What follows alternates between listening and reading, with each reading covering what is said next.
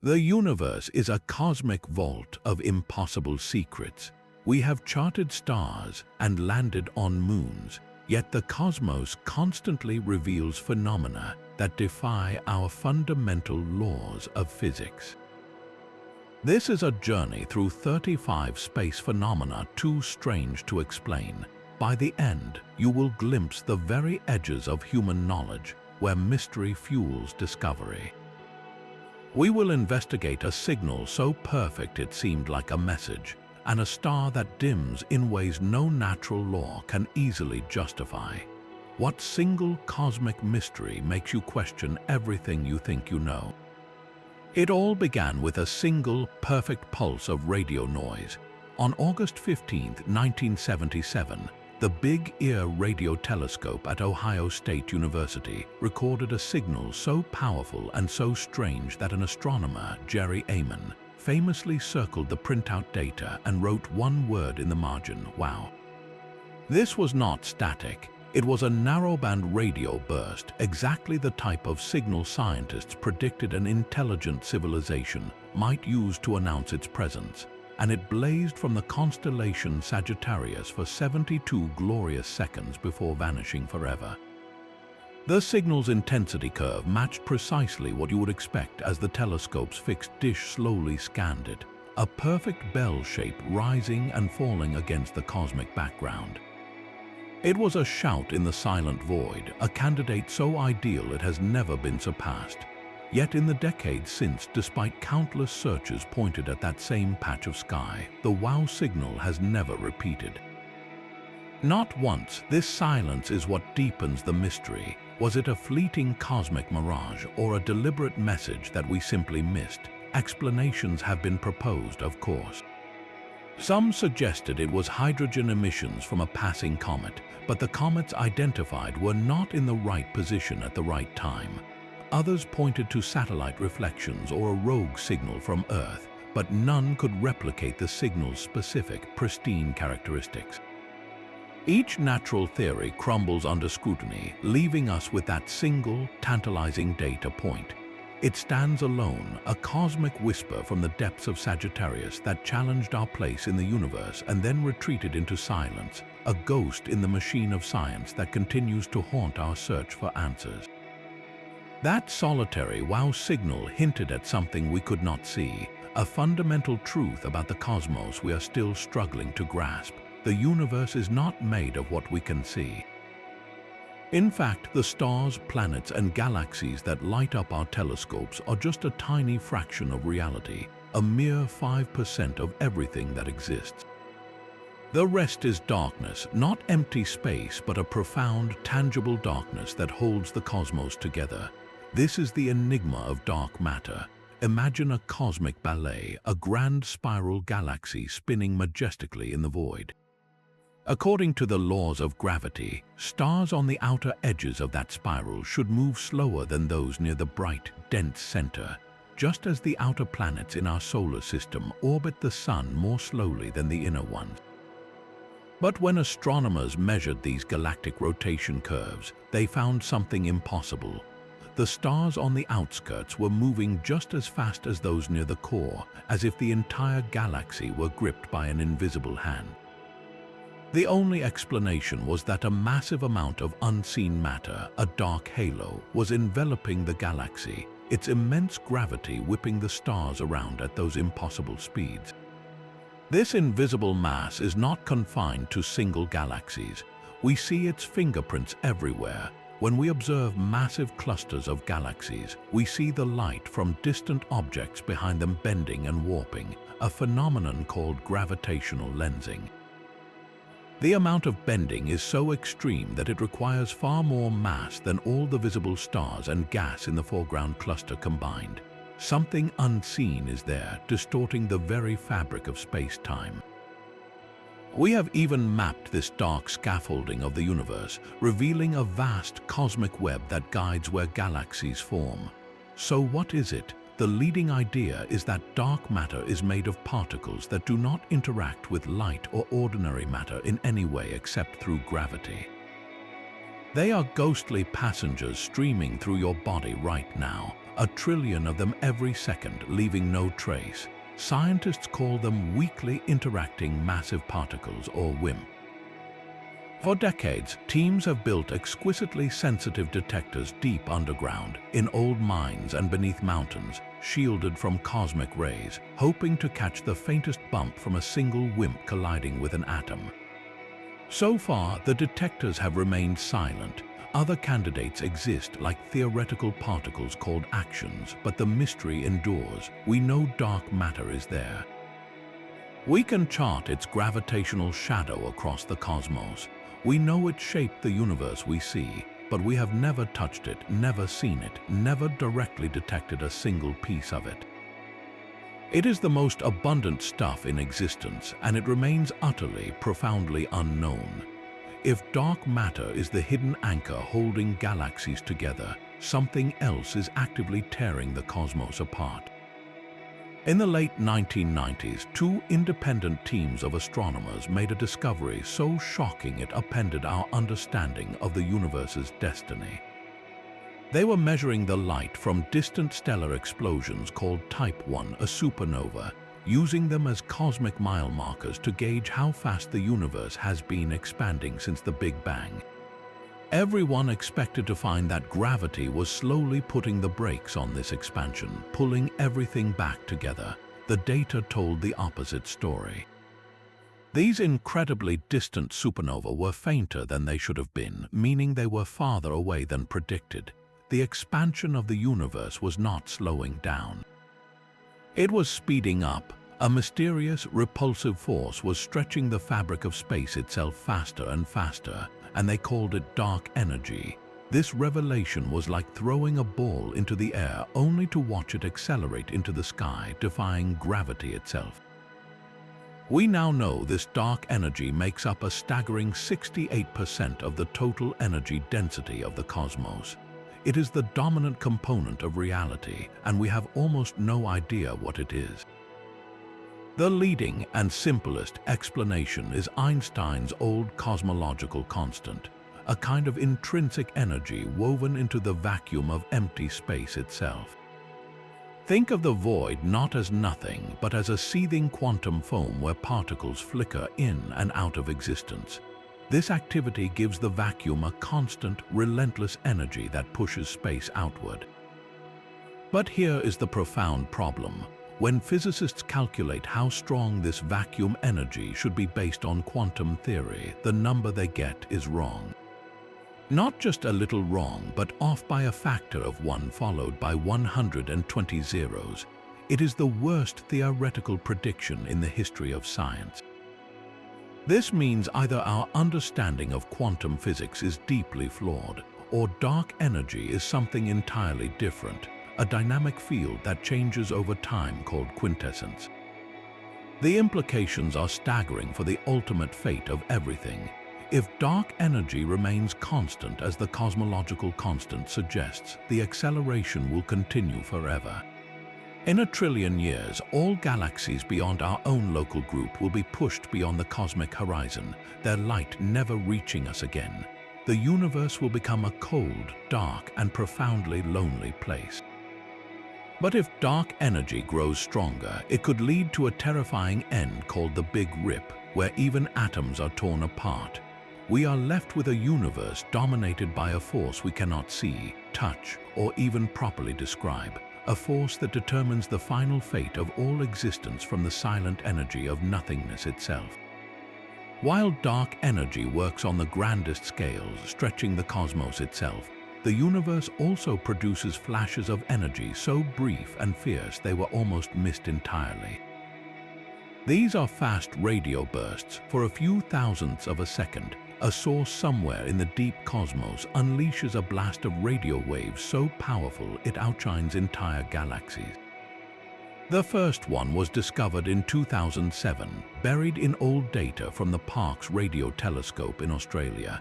It was a single spike of energy, a cosmic shout that appeared once and vanished.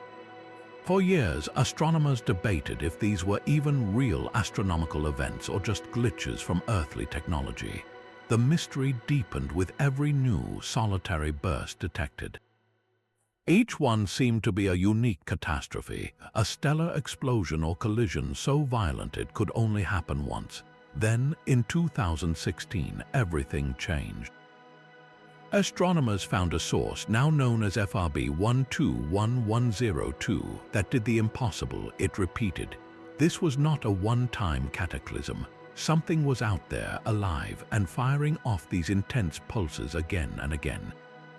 This discovery shattered the leading theory that all fast radio bursts came from apocalyptic events like neutron stars colliding or black holes being born. Whatever was making the repeating bursts had to survive its own outburst, meaning it was an object, not an explosion. The hunt for an explanation narrowed to some of the most extreme objects in the universe. The prime suspect became a type of stellar corpse called a magnetar. Imagine the core of a giant star, crushed into a ball just a dozen miles across, but spinning furiously and possessing a magnetic field 1,000 trillion times stronger than Earth. This magnetic field is so unimaginably intense that it can literally crack the star's solid crust, triggering starquakes that release titanic bursts of energy across the cosmos. For a long time, this was a compelling but unproven idea. Then, in April 2020, a magnetar within our own Milky Way galaxy, named SGR 1935+215, did something extraordinary. It erupted. Not only did it release a giant flare of X-rays, but telescopes also caught an extremely bright fast radio burst coming from the exact same place at the exact same time. This was the smoking gun, the first direct evidence linking at least some of these mysterious cosmic flashes to these highly magnetic neutron stars. Yet, even with this crucial clue, the full story of fast radio bursts is far from complete. Not all bursts behave the same way. Some repeat with erratic, unpredictable timing, while others have never been heard from again. Some seem to come from relatively calm regions of space, while others erupt from environments swirling with turbulent plasma. This suggests that while magnetars might solve one piece of the puzzle, the cosmos may be using multiple mechanisms to create these brilliant, fleeting signals. They could be the final death cries of evaporating black holes, or the result of cosmic strings vibrating through space-time. Each new detection adds more questions than answers, reminding us that even within our own galactic neighborhood, the universe is capable of generating brief, violent mysteries that outshine everything else in the sky. While some cosmic signals flash and fade in milliseconds, other mysteries unfold over years, written in the slow, steady dimming of a distant sun. This is the story of Tabby's star. Officially catalogued as KIC 8462852, it was an unremarkable point of light in the constellation Cygnus until citizen scientists, part of the Planet Hunters project, noticed something impossible in the data from NASA's Kepler Space Telescope. Kepler was designed to find planets by detecting the tiny, periodic dips in starlight that occur when a world passes in front of its sun. The dips from Tabby's star were nothing like that. Instead of the gentle, repeating rhythm of an orbiting planet, the star's light would sometimes plummet by as much as 22% in a matter of days, a staggering amount of blockage. Even stranger, the dimming was wildly irregular. There were deep, sharp drops, shallow long-term fading that lasted for weeks, and periods of strange, chaotic flickering. This was not the signature of a neat, round planet. It looked to many like the shadow of something vast and artificial passing in front of that distant sun. The most sensational explanation captured the public imagination: the alien megastructure hypothesis. The idea, based on a concept by physicist Freeman Dyson, proposed that an advanced civilization might construct a vast swarm of energy-collecting satellites, a Dyson swarm, encircling their star. Such a structure, under construction and partially completed, could create exactly the kind of irregular, deep dimming patterns observed. It was a breathtaking thought that we might be witnessing the engineering project of a civilization far beyond our own. Astronomers, of course, immediately began searching for more plausible natural causes. The first and leading candidate was a giant swarm of comets. Perhaps a family of icy bodies, shattered by a close pass to the star, was creating a vast, dusty cloud that orbited in a clumpy, irregular ring, blocking the light in those strange ways. Others suggested it might be debris from a catastrophic planetary collision, a cloud of pulverized rock and dust slowly drifting across the star's face. More recent observations have added crucial data but also deepened the puzzle. Detailed studies of the star's light at different wavelengths revealed that the dimming is more pronounced in blue light than in red. This is a classic fingerprint of dust, not solid objects. Small dust particles scatter blue light more effectively, which fits the data perfectly and seems to rule out solid, opaque megastructures. So, case closed, it must be dust, yet the mystery does not end there. Where is this immense amount of dust coming from, and why does it behave so erratically? A natural event like a planetary collision would produce a one-time cloud that should slowly dissipate and spread out, not create years of unpredictable dimming events. A comet swarm would require an implausibly huge number of comets, all acting in concert. Furthermore, long-term studies show the star itself has been undergoing a slow, secular dimming over the past century, fading by a significant percentage, which is utterly bizarre for a star of its type. No single, neat natural theory explains all the observations, the deep, irregular dips, the color-dependent dimming, and the century-long fade. Tabby's star remains an enigma, a cosmic Rorschach test where we see both the tantalizing shadow of possibility and the frustrating limits of our current understanding. It is a reminder that sometimes the universe presents us not with an answer, but with a sustained, silent question written in starlight. Sometimes a mystery is solved not by finding something new, but by finally seeing what was right in front of us all along. This is the lesson of the Pioneer Anomaly. For decades, two robotic explorers, Pioneer 10 and Pioneer 11, sailed silently into the dark after completing their historic missions to Jupiter and Saturn. As they drifted farther from the Sun, scientists tracking their trajectories noticed something deeply unsettling. Both spacecraft were experiencing a tiny, unaccountable deceleration, a constant, gentle pullback toward the inner solar system. It was a minuscule effect, equivalent to a force 10 billion times weaker than gravity at Earth's surface, but it was there and it was real. This faint drag defied all known physics. Was it a sign of some new, long-range gravitational effect? Could it be evidence of dark matter's local influence, or perhaps a flaw in our understanding of gravity itself? The anomaly became a quiet thorn in the side of physics, a whisper that our fundamental models might be incomplete. The first step was to eliminate the mundane. Teams of engineers and physicists conducted exhaustive analyses. Could it be fuel leaks from the spacecraft's tiny thrusters? The math did not add up. What about the gentle pressure of the solar wind, or the gravitational tug from unknown objects in the distant Kuiper belt? Each possibility was meticulously examined and ruled out. The pioneers themselves, cold and silent, held the answer. The breakthrough came from a painstaking reconstruction of the spacecraft as thermal objects, not just navigational points. The pioneers were powered by radioactive thermoelectric generators, which produced a steady stream of heat. This heat was not radiating away from the spacecraft uniformly.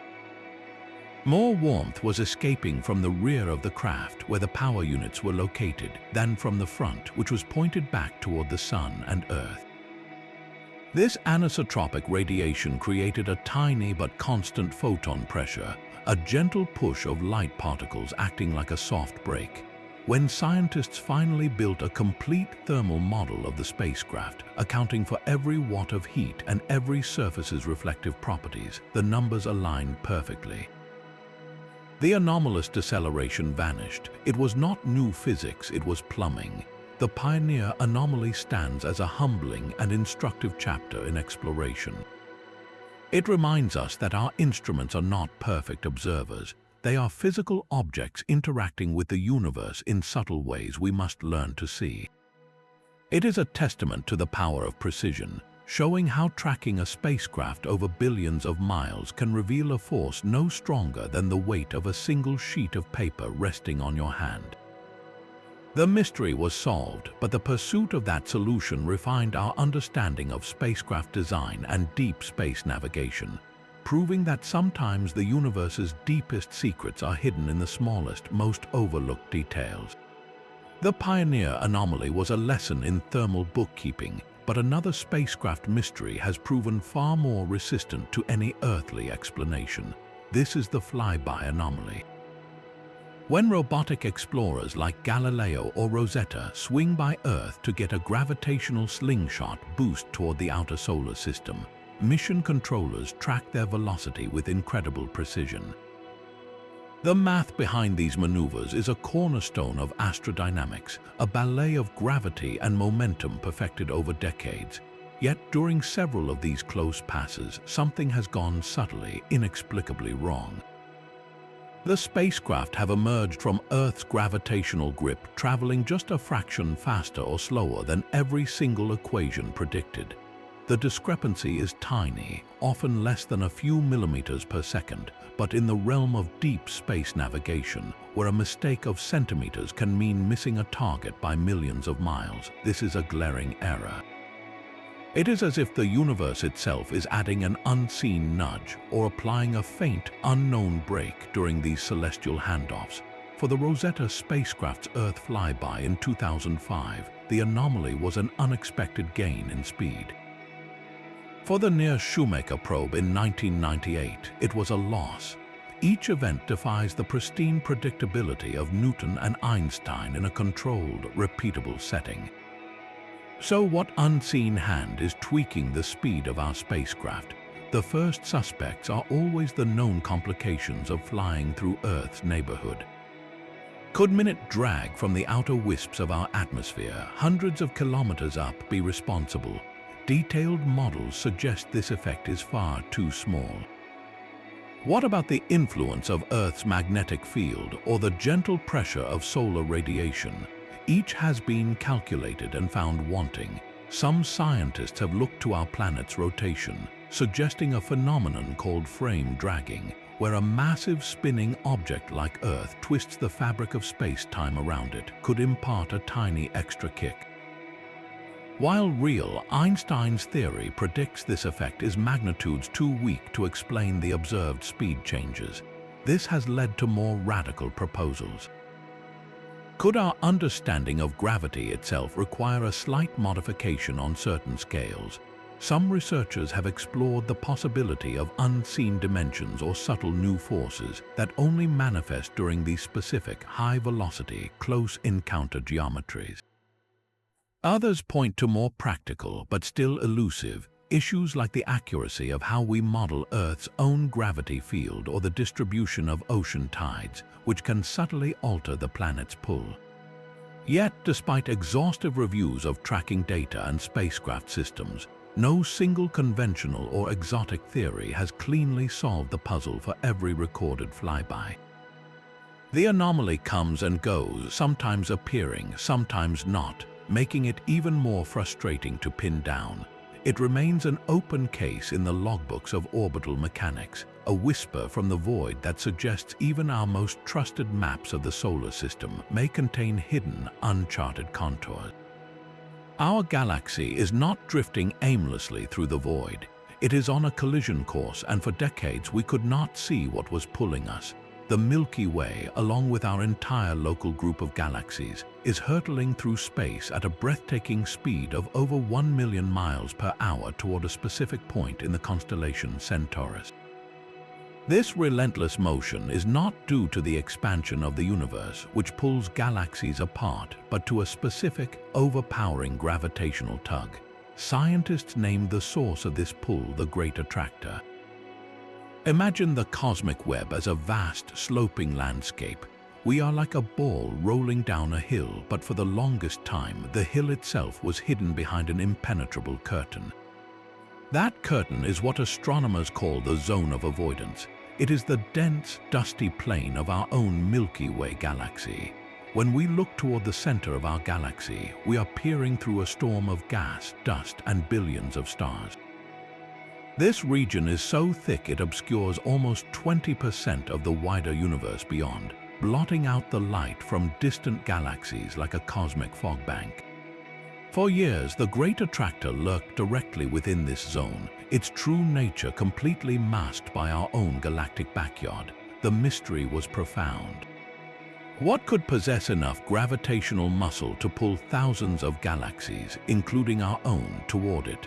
Early theories speculated about a single, unimaginably massive object, perhaps a colossal cluster of galaxies or even a strange concentration of dark matter on a scale never before seen.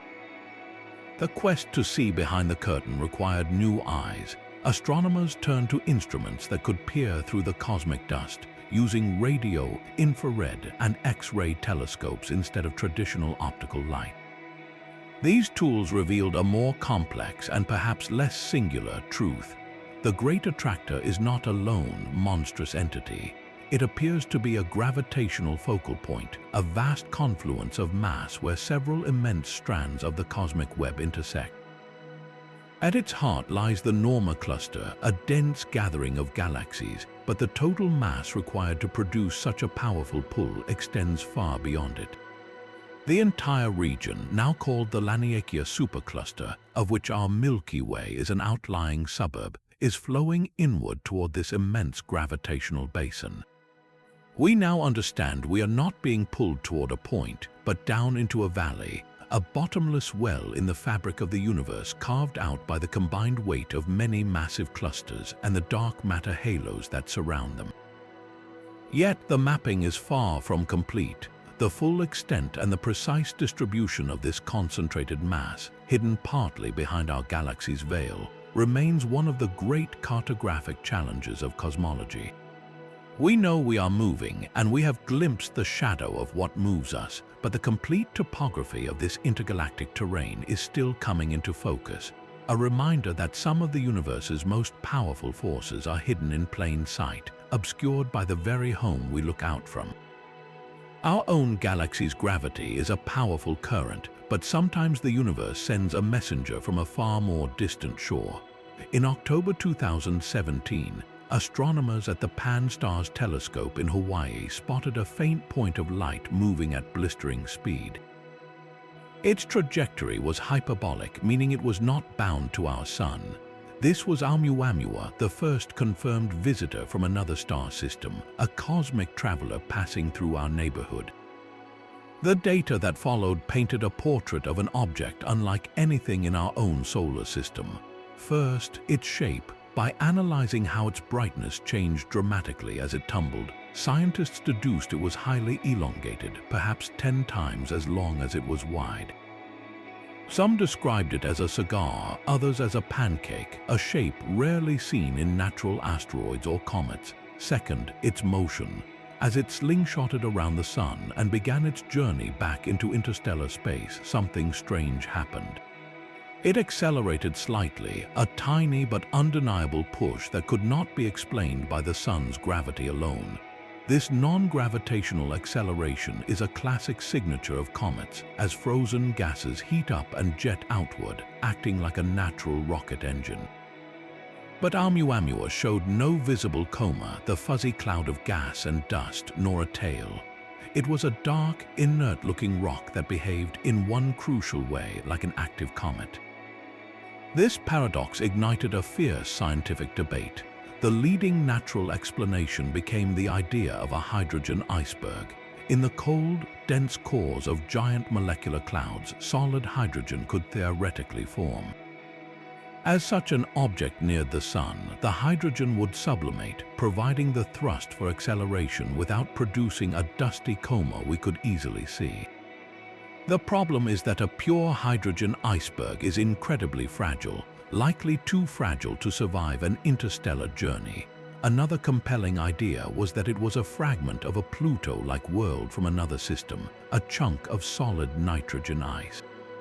As nitrogen evaporated, it could produce the observed push and leave minimal visible traces. Yet, the debate was supercharged when a prominent astronomer suggested we could not entirely rule out an artificial origin, a possibility that, while extraordinarily speculative, highlighted just how anomalous the object appeared. The truth is, Oumuamua was already receding into the darkness by the time we noticed it. We had only weeks to observe a faint pinprick of reflected light, gathering a handful of data points on an object that had journeyed for perhaps millions of years. Its true nature remains ambiguous, a fleeting silhouette against the stars. Oumuamua taught us a profound lesson: interstellar space is not empty. It is likely filled with countless such travelers, and we were finally able to see one. The next time we spot an interloper, we must be ready, because the greatest mysteries often pass by only once. Oumuamua's silent passage forces us to confront a question that has echoed for generations. If the universe is so vast and ancient, teeming with billions of potentially habitable worlds, then where is everybody? This is the heart of the Fermi paradox, a haunting contradiction between our high expectations for life and the profound silence we observe. The numbers are staggering. Our galaxy alone contains hundreds of billions of stars, and we now know planets are more common than we ever dreamed. With so many opportunities and a cosmos over 13 billion years old, it seems statistically inevitable that intelligent civilizations should have arisen long before us and spread widely. Yet our telescopes hear nothing but natural static, and our skies show no definitive signs of engineering on a cosmic scale. This silence is not just puzzling, it is deeply unsettling. To resolve this paradox, scientists have proposed a spectrum of answers, each more thought-provoking than the last. One of the most sobering is the Great Filter hypothesis. This idea suggests that somewhere between the initial conditions for life and the emergence of a spacefaring civilization, there exists an evolutionary or technological step that is extraordinarily difficult to pass. It is a cosmic bottleneck. The terrifying question is, where does this filter lie? If it is behind us, perhaps the jump from simple single-celled life to complex multicellular organisms is the rare miracle, and we are the lucky ones who made it through. This would mean the galaxy is quiet because life almost always gets stuck at the microbial stage. But if the Great Filter is ahead of us, then the true danger lies in our future. It could be that almost every advanced civilization destroys itself upon discovering certain technologies, whether through nuclear war, runaway artificial intelligence, or ecological collapse. Our continued silence would then be a grim warning from an empty cosmos. Other explanations are less apocalyptic but equally strange. The zoo hypothesis proposes that advanced civilizations are indeed out there, and they are fully aware of us. They have chosen to place our region of space under a kind of galactic quarantine or observational protocol, allowing us to develop naturally without interference, much like we observe animals in a wilderness preserve. Another compelling idea is that the sheer scale of interstellar space makes travel or communication fundamentally impractical. The distances between stars are so immense and the energy requirements so prohibitive that even the most advanced beings may choose to stay within their own solar systems or communicate in ways we cannot yet perceive. Perhaps they use neutrino beams or manipulate spacetime itself in manners invisible to our crude radio telescopes. Every discovery we make here on Earth seems to deepen the mystery, not solve it. We find extremophiles, life thriving in boiling hydrothermal vents, frozen Antarctic lakes, and miles underground in solid rock. This proves life is tenacious and can emerge in the most hostile environments, making its apparent absence elsewhere even more conspicuous. Meanwhile, our catalogue of exoplanets in the habitable zones of their stars grows daily, confirming that Earth-like real estate is plentiful. The paradox thus grows sharper, its edges more defined against the backdrop of an ever more promising universe. The silence is not for lack of places to live. It is a message we are still learning to decode, a blank space on the map that asks us to reconsider not just where life might be, but what it ultimately becomes. The profound silence of the cosmos is not our only clue that we might be missing something fundamental. Sometimes the universe sends a message not in what is absent, but in a pattern written across the very first light it ever produced. This is the axis of evil, a name that perfectly captures how unsettling this cosmic microwave background anomaly truly is. The cosmic microwave background is the afterglow of the Big Bang, a snapshot of the infant universe when it was just 380,000 years old, now cooled to a faint microwave whisper that permeates all of space. This ancient light should be the most uniform thing we can observe, a nearly perfect sea of radiation with only tiny, random ripples of hotter and colder spots, the seeds from which all galaxies would eventually grow. These fluctuations should be scattered randomly with no preferred direction, embodying the cosmological principle that the universe is isotropic, the same in all directions on the largest scales. But when scientists created exquisitely detailed maps of this background, they found something that sent a chill through cosmology. The hotter and colder spots are not completely random. They show a subtle but statistically significant alignment with the plane of our own solar system and with the direction we are moving through the cosmos. It is as if the universe's oldest photograph has a faint watermark that points back to us, which makes absolutely no sense. Why would the structure of the entire cosmos, from its first moments, care about the orientation of our tiny, local planetary neighborhood, which did not even exist for billions of years? The implication is staggering. It hints at a preferred direction, a cosmic axis, which directly contradicts the foundational assumption that the universe has no center and no special direction. The immediate suspicion, of course, is that we are seeing an illusion. Perhaps dust or magnetic fields within our own Milky Way are contaminating the signal, imprinting a local pattern onto the ancient sky. Teams have analyzed and reanalyzed the data, subtracting every possible foreground interference from our galaxy, and the alignment, while weakened, stubbornly persists. Another possibility is that it is simply a colossal statistical fluke, a 1 in 1,000 chance that the random dice roll of the early universe just happened to line up with our backyard by pure luck. Yet as more data comes in from missions like the Planck satellite, the anomaly refuses to vanish entirely.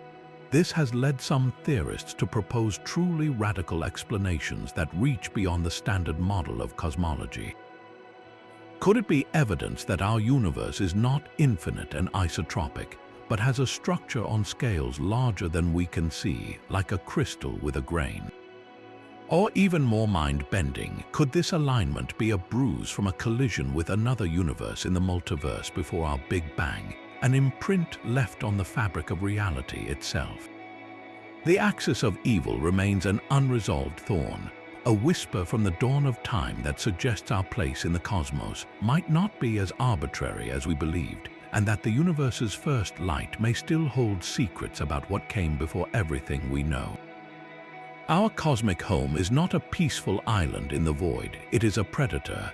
Galactic cannibalism is the brutal, beautiful process by which large galaxies like our own Milky Way grow, not just by collecting gas, but by gravitationally tearing apart and devouring their smaller neighbors.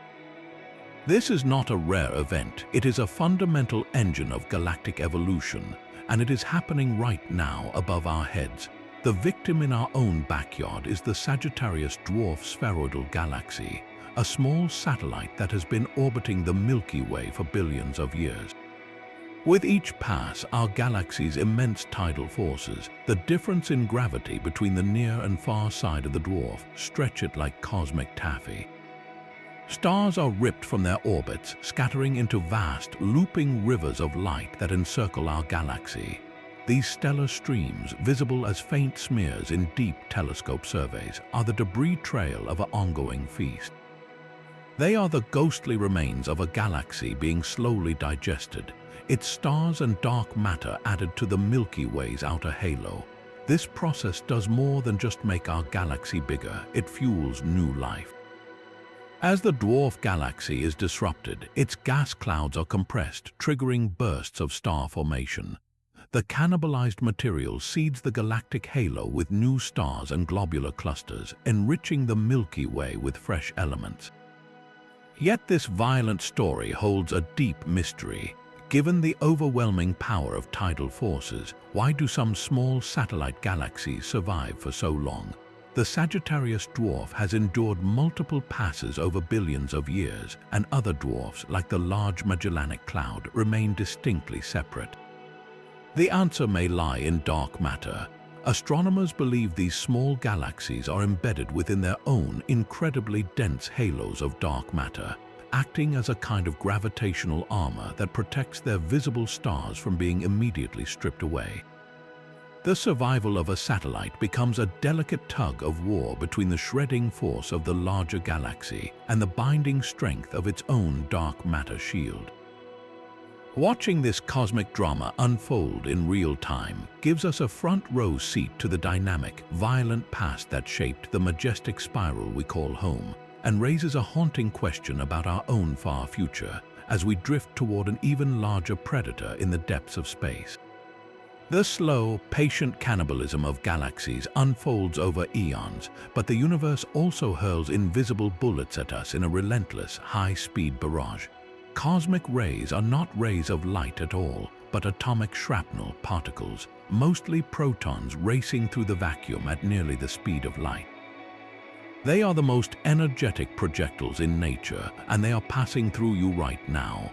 Every square centimeter of Earth's upper atmosphere is struck by several of these particles every second, a silent, invisible rain that has continued since the birth of the stars. The mystery is not that they exist, but that we still do not fully know where they come from. The lower energy cosmic rays are easier to explain. They are likely accelerated by shock waves from exploding stars, surfing the expanding blast waves of supernova remnants for thousands of years, gaining speed with each pass until they break free into interstellar space.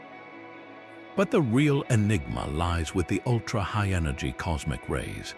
These are the cosmic monsters, individual particles carrying energies so immense they defy belief.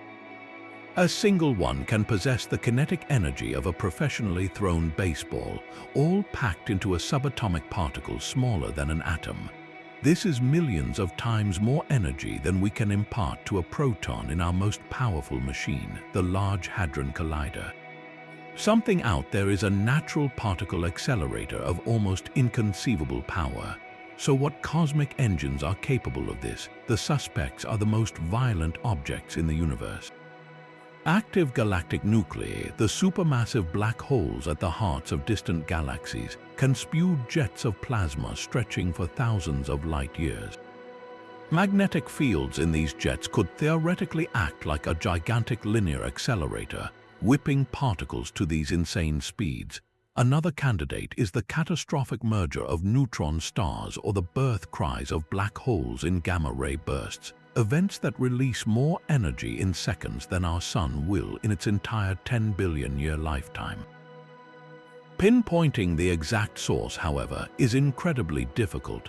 Because cosmic rays are charged particles, their paths are twisted and scrambled by the magnetic fields that permeate the space between galaxies. By the time one reaches Earth, it is impossible to look back along its curving, tangled trajectory and see its point of origin. It is like trying to find the source of a leaf blown into your yard during a hurricane.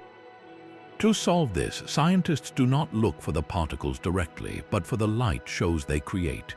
When an ultra-high-energy cosmic ray slams into the top of Earth's atmosphere, it shatters an air molecule in a catastrophic cascade, creating a shower of secondary particles that rain down over an area the size of a small city.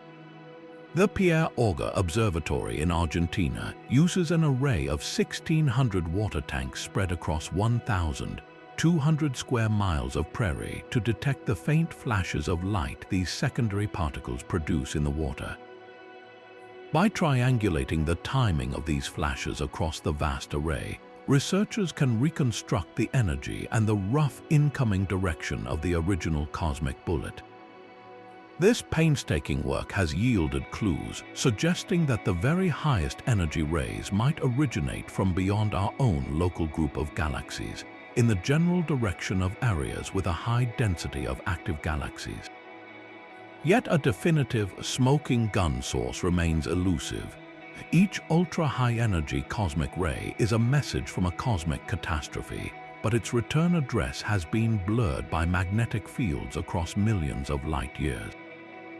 We are left deciphering the signature of the gunshot without yet seeing the gun. Black holes are not just cosmic vacuum cleaners, they are the ultimate paradox. At their boundary, called the event horizon, two pillars of modern physics collide in a war of ideas. On one side stands Einstein's theory of general relativity, which describes gravity as the curvature of spacetime. In this view, the event horizon is a smooth, unremarkable gateway. If you were to fall in, you would cross this point of no return without feeling anything special, a concept physicists call the no-drama principle. You and all the information that makes you, every atom, every memory, would simply travel inward toward the crushing singularity at the center. On the other side stands quantum mechanics, the rules governing the subatomic world. One of its most sacred laws is that information is never truly lost. It can be scrambled, hidden, or transformed, but it cannot be erased from the universe. The properties of what falls into a black hole must in some form be preserved. For decades, physicists assumed these two theories could coexist peacefully around a black hole. Then Stephen Hawking changed everything. He showed that black holes are not completely black. Due to weird quantum effects right at the event horizon, they slowly leak radiation, a faint glow we now call Hawking radiation. This radiation is thermal, it is random heat noise. Crucially, it carries no specific information about the particular stars, planets, or books that fell in. Over unimaginable eons, a black hole will emit this radiation until it completely evaporates, vanishing in a final pop. And here lies the paradox. If the black hole disappears and the radiation it emitted was purely random thermal noise, then all the detailed information about everything it ever consumed is gone forever. Poof! This violates the fundamental quantum law of information conservation. It is as if you burned a detailed, unique encyclopedia and all that remained was generic, uniform heat. The information contained in those pages would be destroyed. Physicists call this the black hole information paradox, and it suggests one of our two great theories is profoundly wrong. Solving it may require rewriting the laws of physics. One of the most mind-bending proposed solutions is the holographic principle. This idea suggests that all the information about what is inside a three-dimensional black hole is not lost because it was never really in the volume to begin with. Instead, it is encoded like a cosmic hologram on the two-dimensional surface of the event horizon. Every particle that falls in leaves a tiny imprint or pixel on this surface. When Hawking radiation escapes, it is not random. It slowly and chaotically reads this encoded data, eventually releasing the scrambled information back into the universe. The black hole evaporates, but the information is preserved, just in a form we could likely never decode. Another, more violent solution is the firewall hypothesis. It abandons the no-drama principle entirely.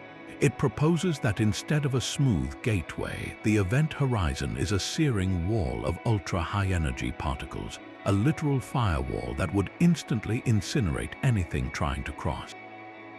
This firewall would protect information from being lost by preventing anything from actually falling into the black hole in the first place, but it blatantly contradicts Einstein's smooth spacetime.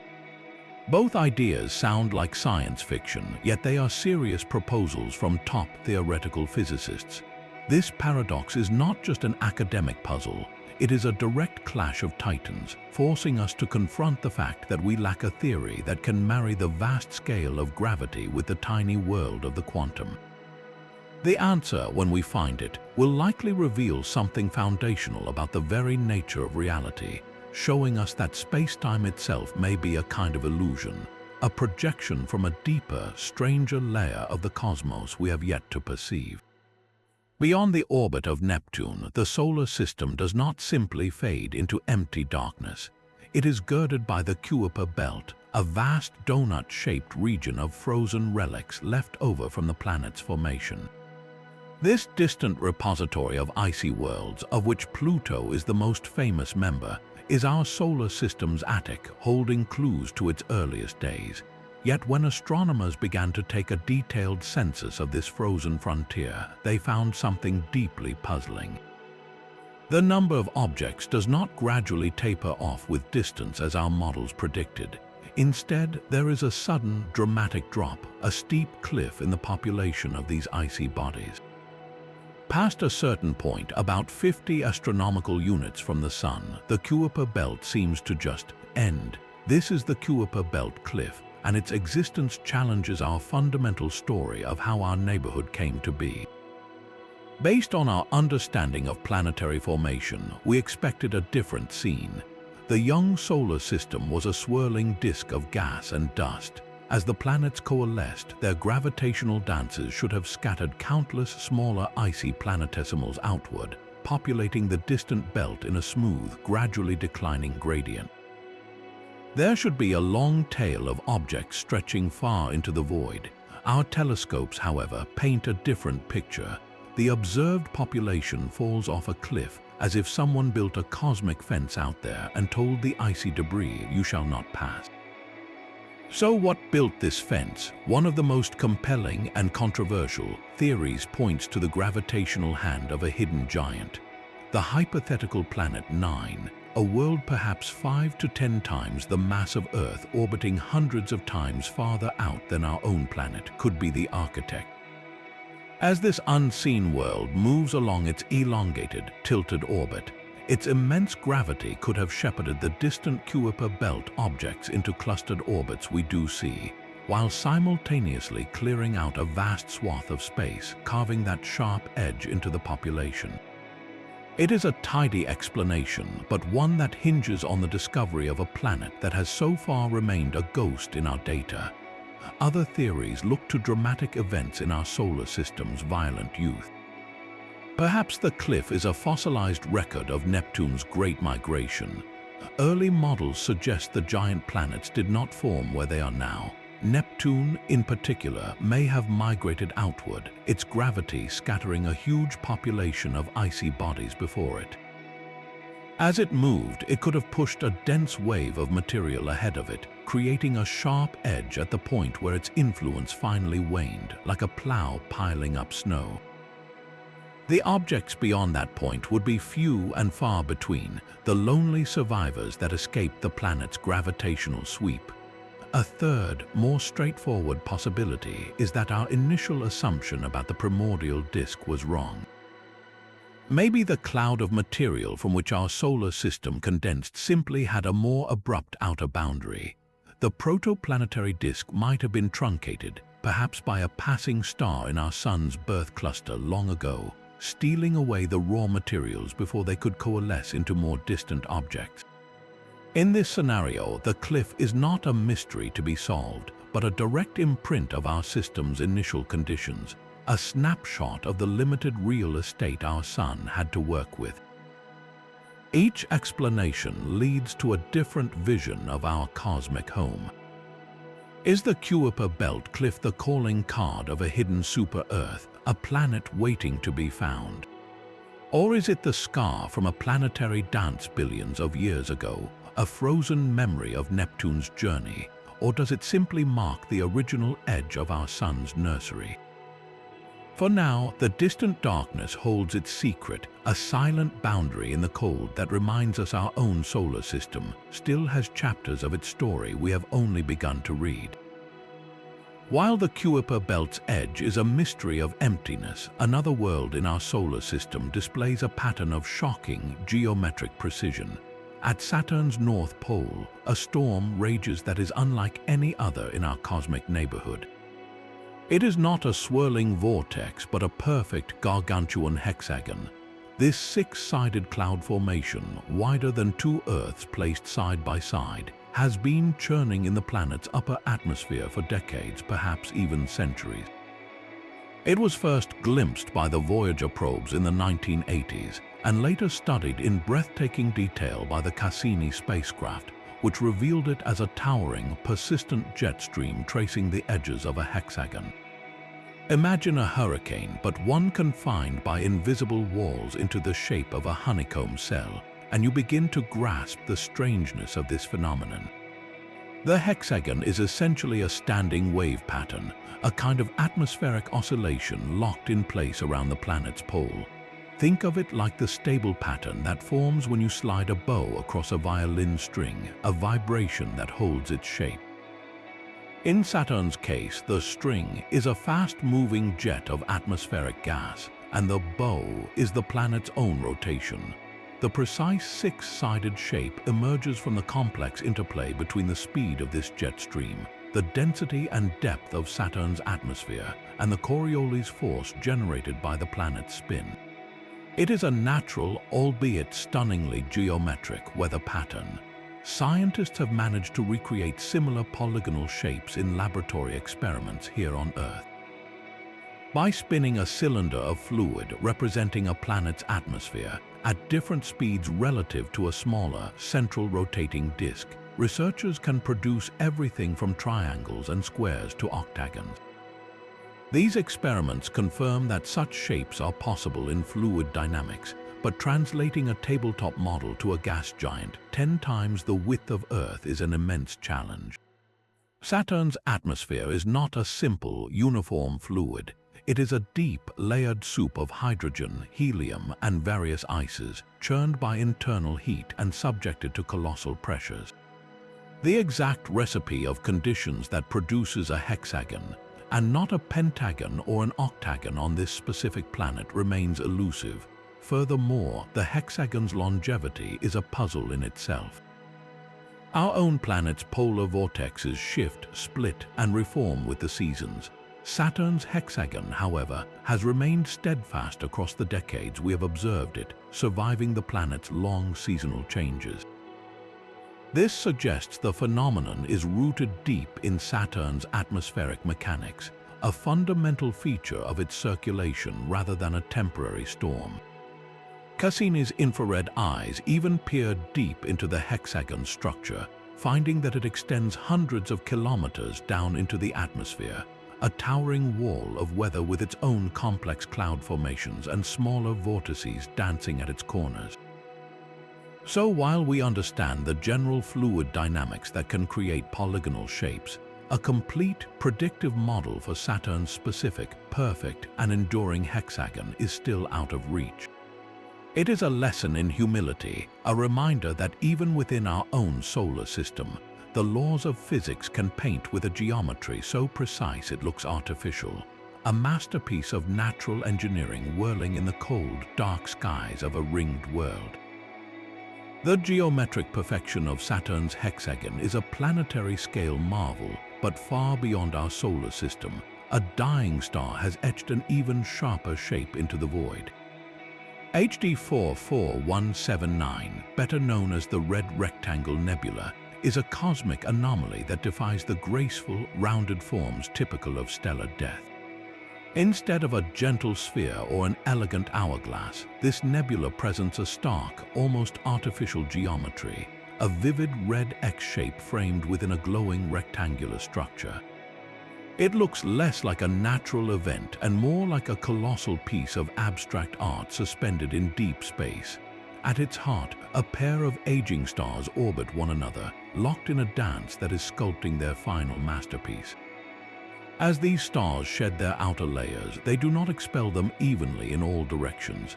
Instead, a thick, dense disk of dust and gas, a cosmic traffic jam, encircles the stellar duo. This disk funnels the outflow into two powerful, narrow jets that shoot from the star's poles, punching into the surrounding interstellar medium. Our view from Earth looks directly down the barrel of this system, with the dark dust disk appearing edge-on as the central bar of the X.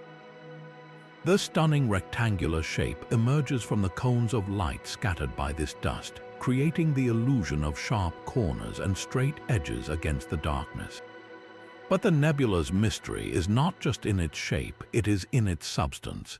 The intense red glow comes from a type of light emission known as extended red emission, linked to complex organic molecules.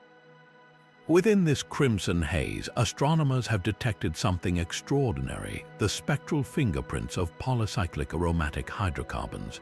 These are not simple gases, they are large, stable molecules made of linked rings of carbon and hydrogen, the very building blocks of soot and potentially the more complex chemistry that leads to life. The red rectangle is essentially a cosmic factory for organic compounds, forging these intricate molecules in the turbulent winds of a dying star system. This transforms it from a mere curiosity into a vital laboratory. Here, we can study how the raw elements forged in stellar cores, carbon, hydrogen, nitrogen, get assembled into the complex organic dust that will eventually seed new planetary systems.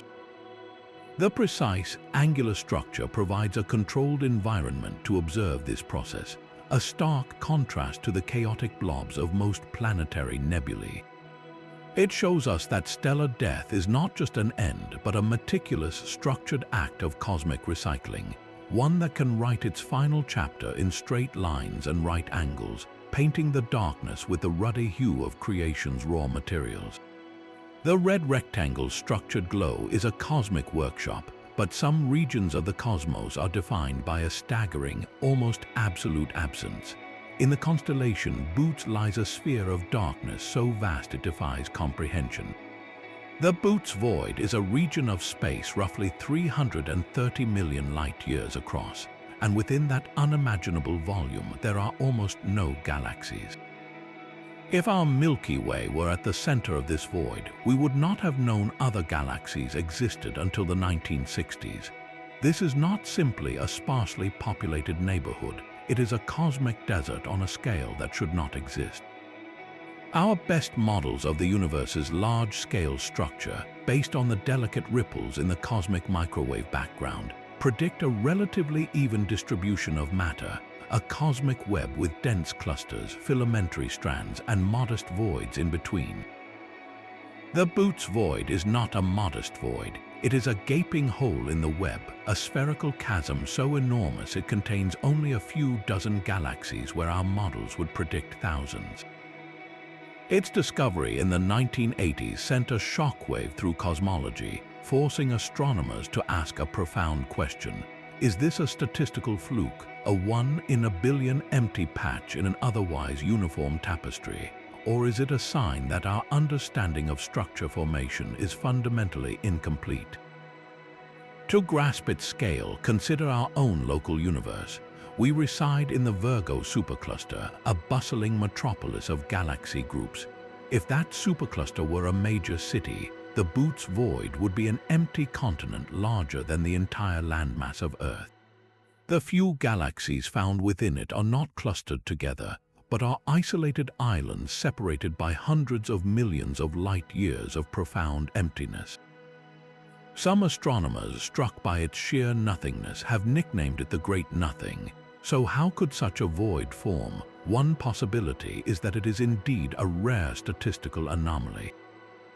In a universe governed by random quantum fluctuations stretched to cosmic size, it is possible, though incredibly unlikely, that one region simply ended up with far less matter than anywhere else. It would be the cosmic equivalent of rolling a die a billion times and getting a 1 every single time. While possible, this explanation feels unsatisfying, a shrug in the face of a monumental mystery. More compelling theories suggest dynamic physical processes. One idea involves the concept of cosmic inflation in the very early universe. If multiple bubbles of space-time inflated to form our cosmos, the boundaries where these bubbles met could have created vast, empty regions like the gaps between soap suds. Another, more violent hypothesis points to the merger of smaller voids. As the universe expands, smaller voids can grow and eventually run into each other, merging into these colossal empty supervoids. their combined gravitational push evacuating the region of galaxies over eons. Studying the Boots void is not just about cataloging an oddity, it is a crucial stress test for our cosmological models. By mapping its exact boundaries and probing the properties of the few galaxies stranded within it, astronomers can refine their simulations of how dark matter and dark energy sculpt the universe. This great nothing, therefore, is not empty of meaning. It is a silent laboratory, a negative space that outlines the positive structure of everything else, challenging us to explain why so much of existence is, quite literally, nowhere. Our own moon, the familiar companion in our night sky, holds secrets that flicker and vanish before we can truly see them. For centuries, astronomers, both amateur and professional, have reported strange, fleeting events on the lunar surface, brief anomalies known as transient lunar phenomena. These are not the steady, grey planes we know from photographs, but sudden, ghostly alterations, flashes of light where there should be darkness, patches of color where there should be none, and temporary obscurations that blur familiar craters. They are the moon's winks, brief and unexplained, and they have been recorded since the invention of the telescope, with some accounts even dating back to medieval times. These events generally fall into a few eerie categories. There are the reddish glows, often seen within or around specific craters like Alphonsus or Aristarchus, where the grey rock appears to take on a temporary, hazy crimson tint. Then there are the bright flashes, pinpoint sparks of light that can last from seconds to hours, sometimes appearing as single gleams and other times as clusters. Finally, there are the temporary darkenings where areas of the surface seem to become veiled or blurred, as if a thin, localized fog has rolled across the vacuum of space. The challenge with all of these phenomena is their transient nature. They appear without warning and disappear just as quickly, leaving behind no physical evidence we can examine. This elusiveness has spawned a range of possible explanations, each trying to account for activity on a world we thought was geologically dead.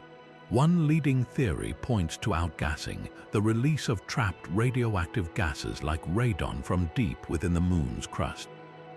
As these gases seep to the surface, they could disturb the fine lunar dust, creating temporary, localized hazes that scatter sunlight, producing the observed glows or obscurations. Another solid explanation is meteorite impacts. The moon has no atmosphere to burn up incoming space rocks, so even a small pebble striking the surface at tens of thousands of miles per hour can create a brilliant flash of light visible from Earth. Electrostatic phenomena also offer a compelling cause.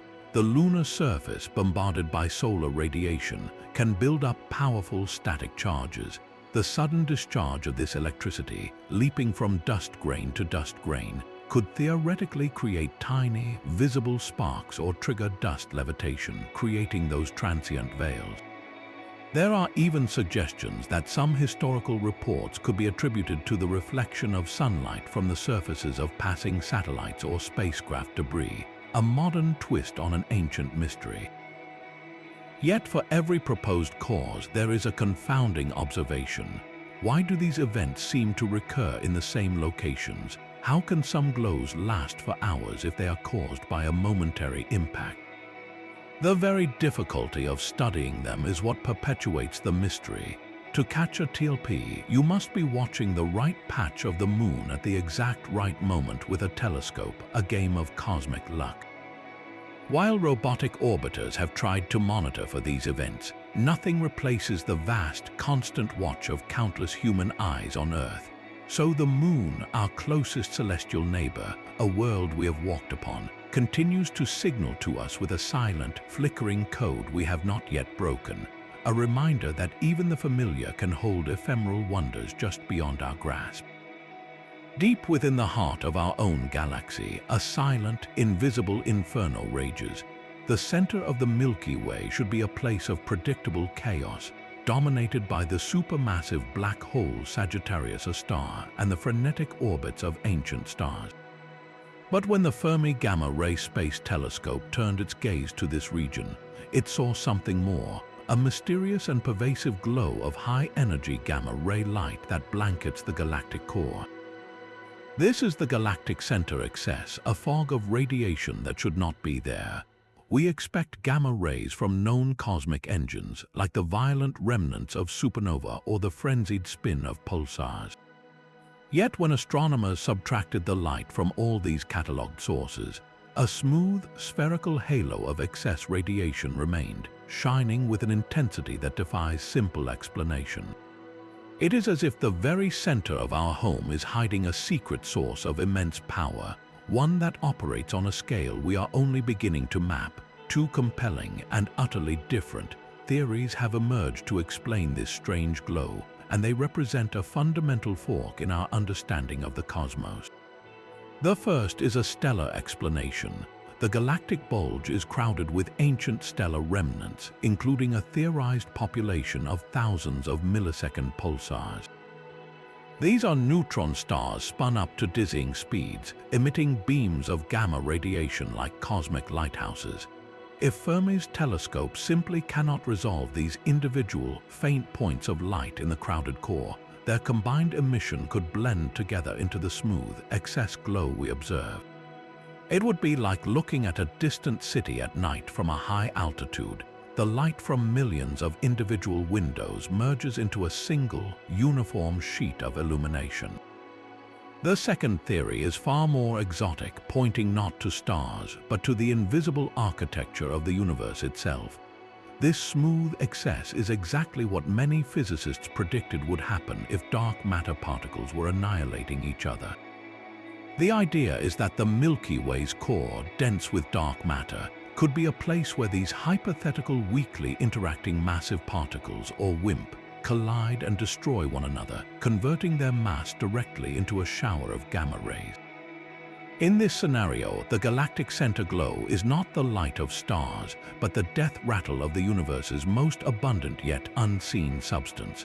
The very smoothness of the signal is a key clue, as dark matter annihilation would produce a perfectly diffuse halo, while pulsars would likely create a more lumpy, clumped distribution of light.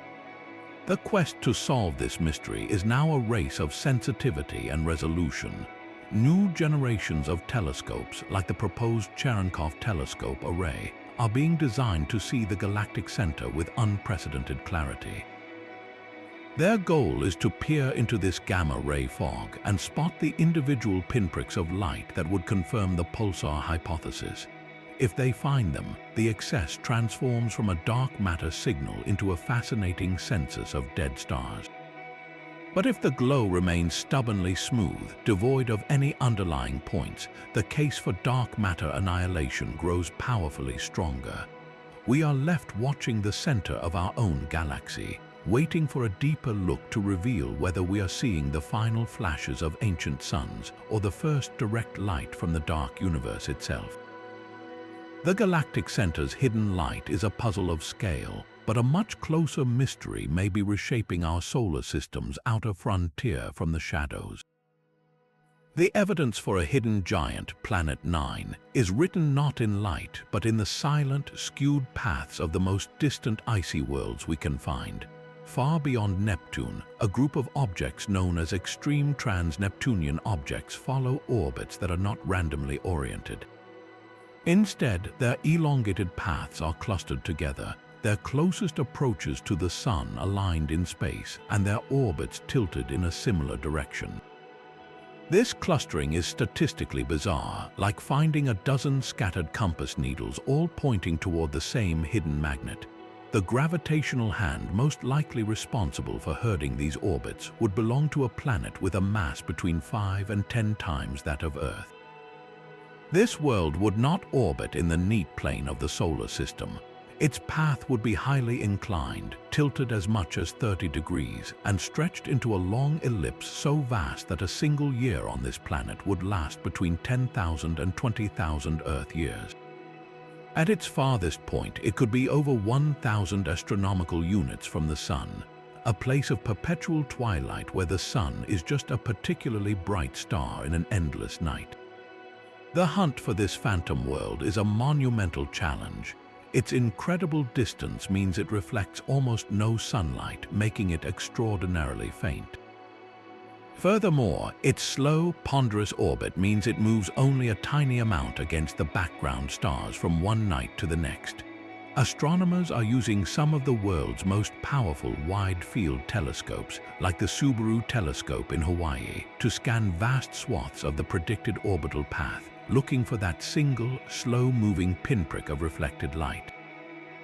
The upcoming Vera C. Rubin Observatory, with its ability to map the entire visible sky every few nights, may be the instrument that finally finds it or definitively rules it out. Yet the Planet 9 hypothesis is not the only explanation for the strange orbital clustering. Some scientists propose that the collective gravity of a massive, yet unseen, disk of small icy objects in the distant solar system could provide the necessary shepherding force. If enough mass, perhaps 10 times the mass of Earth, were spread out in a broad ring of countless small bodies, their combined tug could gradually sculpt those clustered orbits over billions of years, no single giant planet required. Another, more radical idea suggests that the clustering is not real, but an illusion caused by observational bias, that we have simply not looked deeply enough in all directions to see the full, random distribution of these distant objects. The quest for Planet 9 is a modern-day celestial detective story, a test of our understanding of our own cosmic backyard. It asks a profound question: is our solar system's family portrait complete, or is there still a colossal, dark sibling lurking in the cold, waiting for its moment to be seen? Even the planets we think we know can hold a single, defining flaw that rewrites their entire history. Uranus, the pale blue ice giant, is a cosmic oddball spinning on its side. While every other planet in our solar system rotates with its axis roughly perpendicular to the plane of its orbit, like a spinning top, Uranus rolls. Its axis of rotation is tilted a staggering 98 degrees, meaning it essentially orbits the Sun lying down. This bizarre orientation points one pole almost directly at the Sun for half of its 84-year orbit, while the other pole faces the endless dark of deep space. The most likely culprit for this planetary knockdown was a violent, formative event.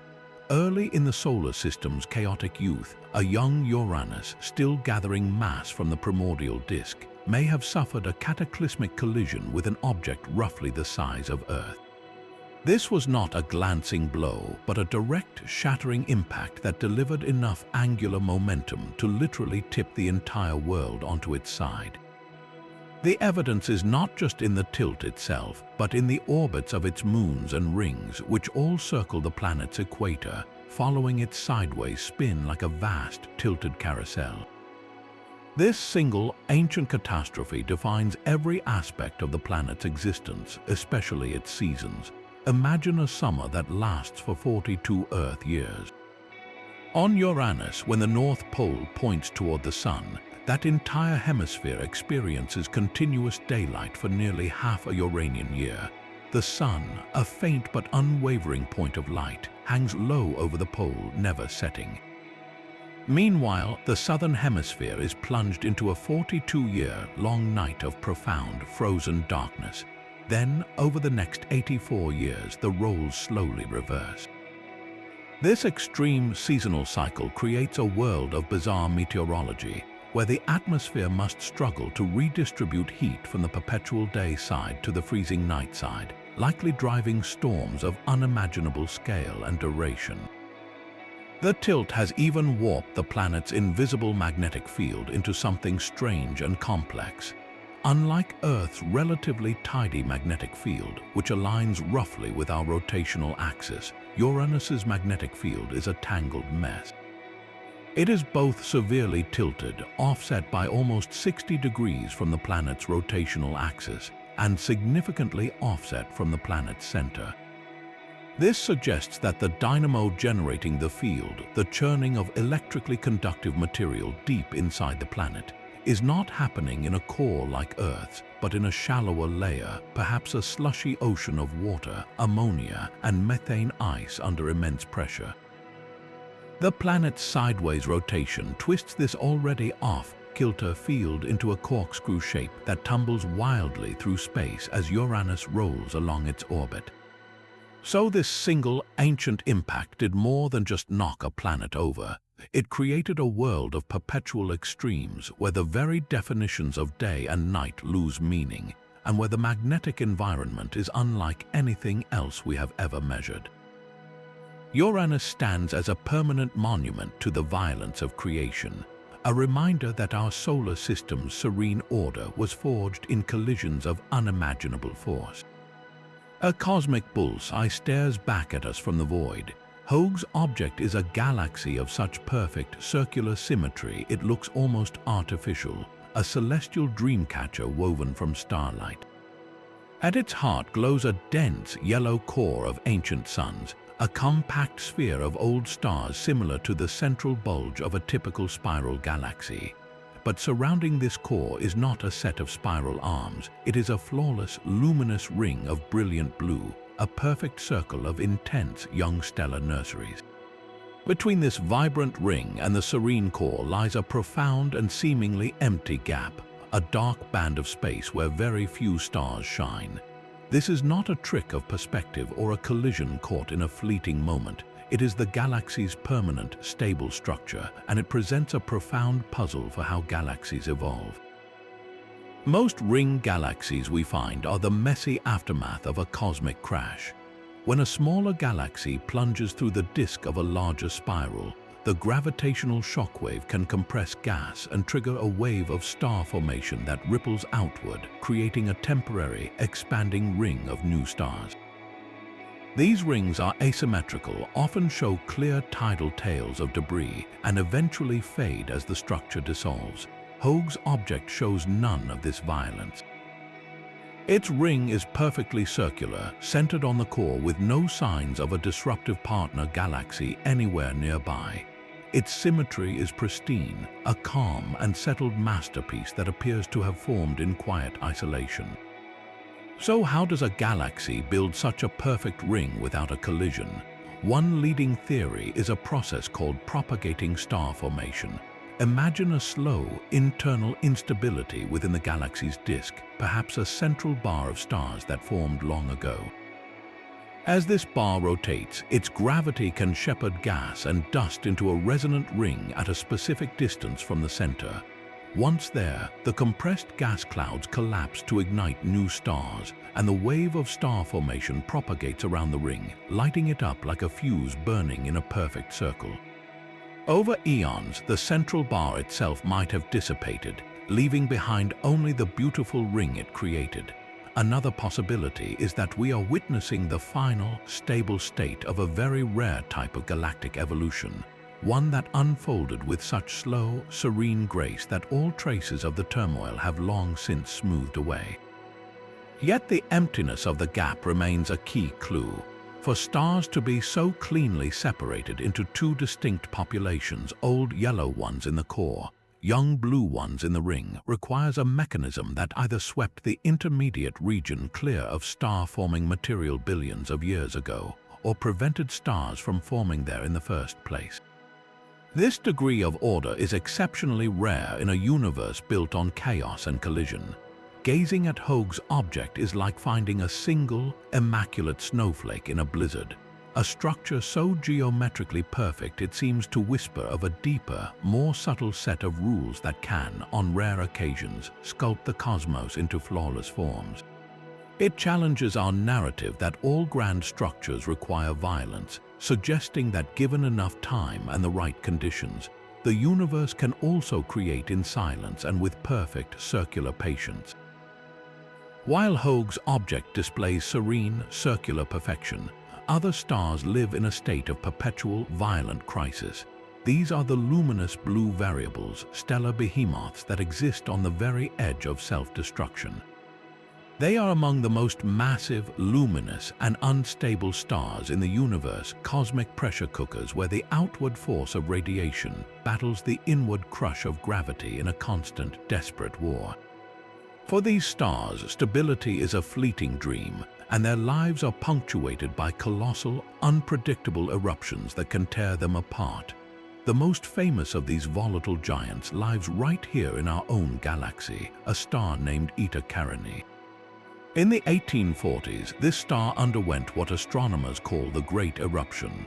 For over a decade, it became the second brightest star in the entire night sky, outshone only by Sirius despite being over 7,000 light-years away. It ejected an immense amount of material, at least 10 times the mass of our Sun, in a cataclysmic belch of stellar matter.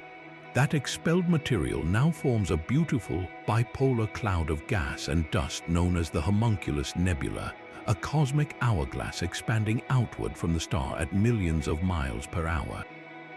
At the heart of this nebula, Eta Carinae still seethes, a binary system where the primary star is estimated to be over 100 times the mass of our Sun. What could trigger such a titanic outburst? The leading suspect is a concept called the Eddington limit. This is the point where the outward pressure from a star's own radiation becomes so intense that it overcomes the inward pull of gravity, effectively beginning to blow the star apart from the inside. For luminous blue variables, their immense luminosity pushes them perilously close to this limit. Their outer layers become loosely bound, like a fog held together by a weak magnet, and any small instability, a pulsation, a buildup of heat, or interactions in a binary system can trigger a massive ejection. It is a stellar battle where radiation wins a temporary, violent victory over gravity. These giant eruptions are not the supernova that will ultimately end the star's life, but rather dramatic preludes. They represent a brief, violent phase in the life of the most massive stars, a final struggle to shed enough mass before the core collapses. Each outburst peels away the star's outer envelope, revealing deeper, hotter layers beneath and fundamentally altering its evolution. The mystery lies in the unpredictability. We cannot yet forecast when a luminous blue variable will erupt or how much material it will lose. The physics in these extreme environments, where matter is so hot and dense and radiation so overwhelming, operates in a regime we can scarcely simulate.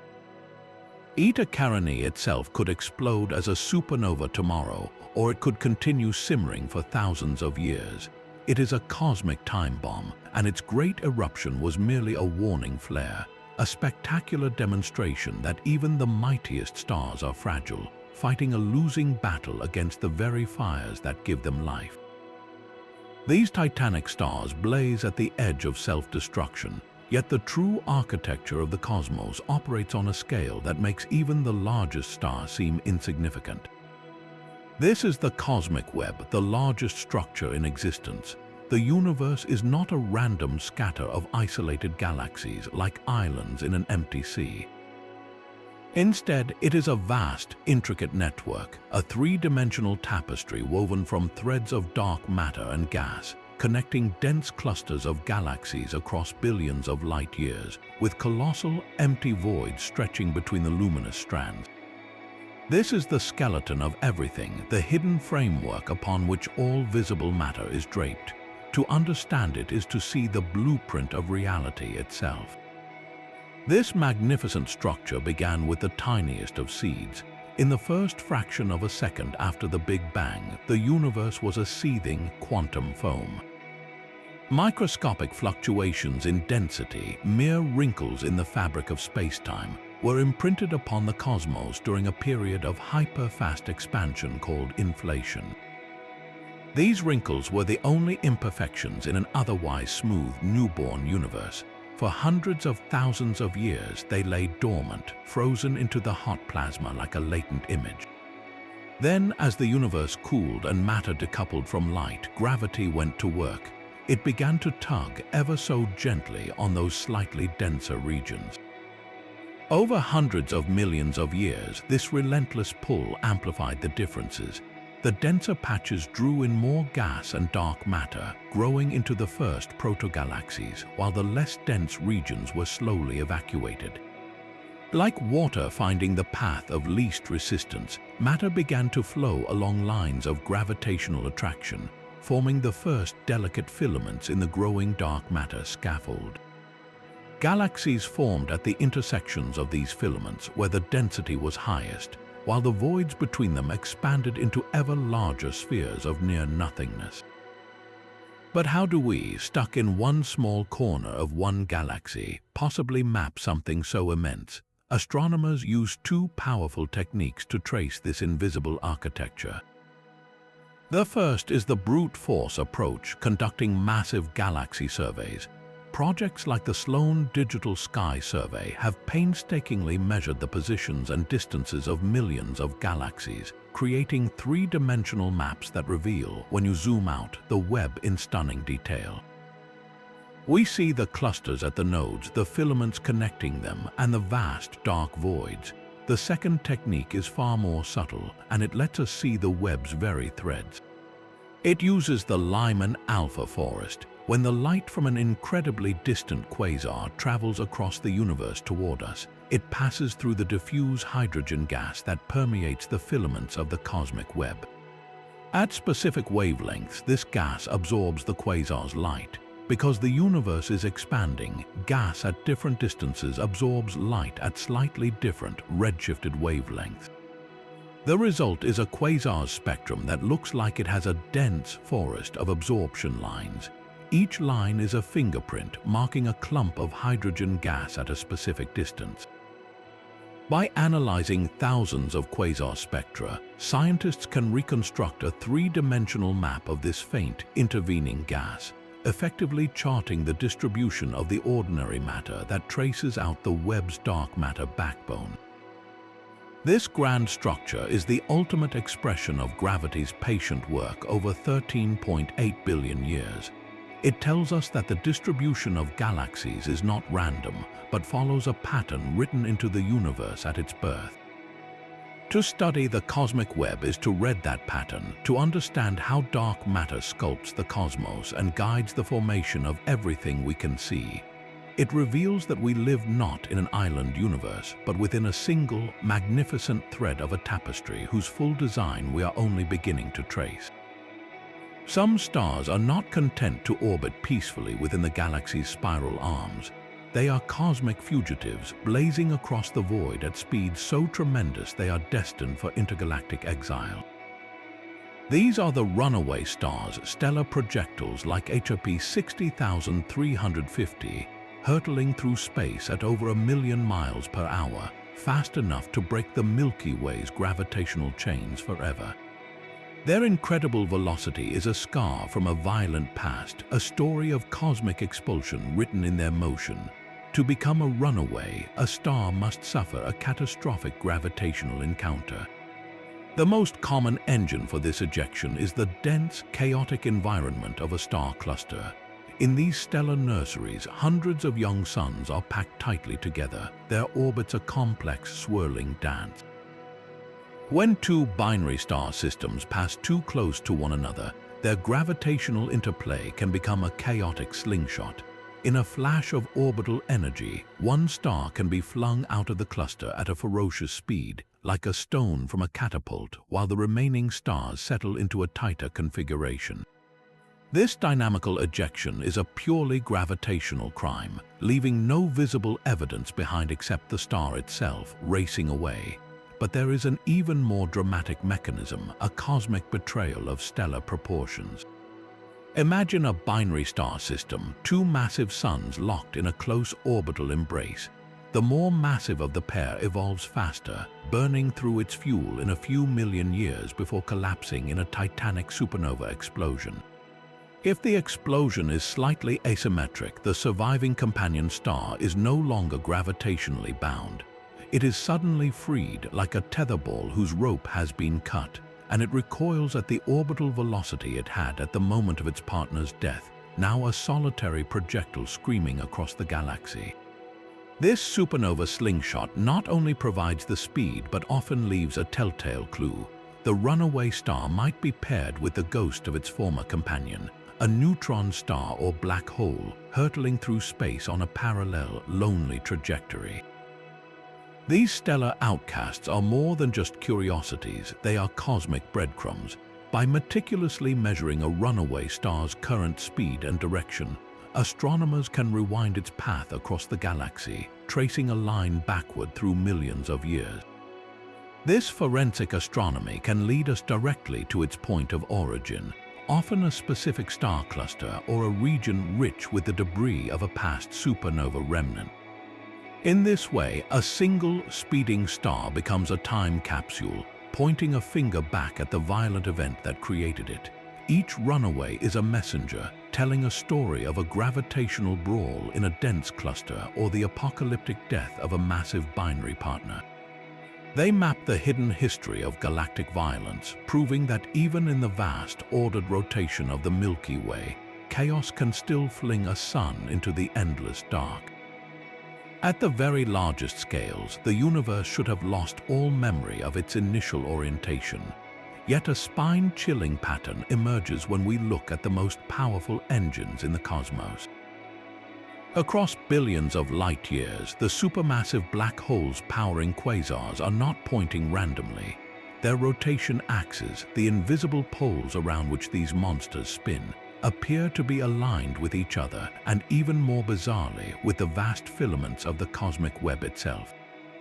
It is as if the universe, in its infancy, received a single, gentle nudge that still echoes in the spin of its most violent objects. This is the quasar alignment, a correlation so vast it defies our models of cosmic evolution. Quasars are the brilliant beacons of active galactic nuclei, where a supermassive black hole feasts on surrounding matter, creating a disk of incandescent gas and shooting out colossal jets of plasma along its rotational axis. By studying the polarization of light from these jets and the structure of the surrounding gas, astronomers can deduce the spin direction of the black hole. When they mapped the orientations of thousands of quasars spread across the sky, they did not find a random scatter.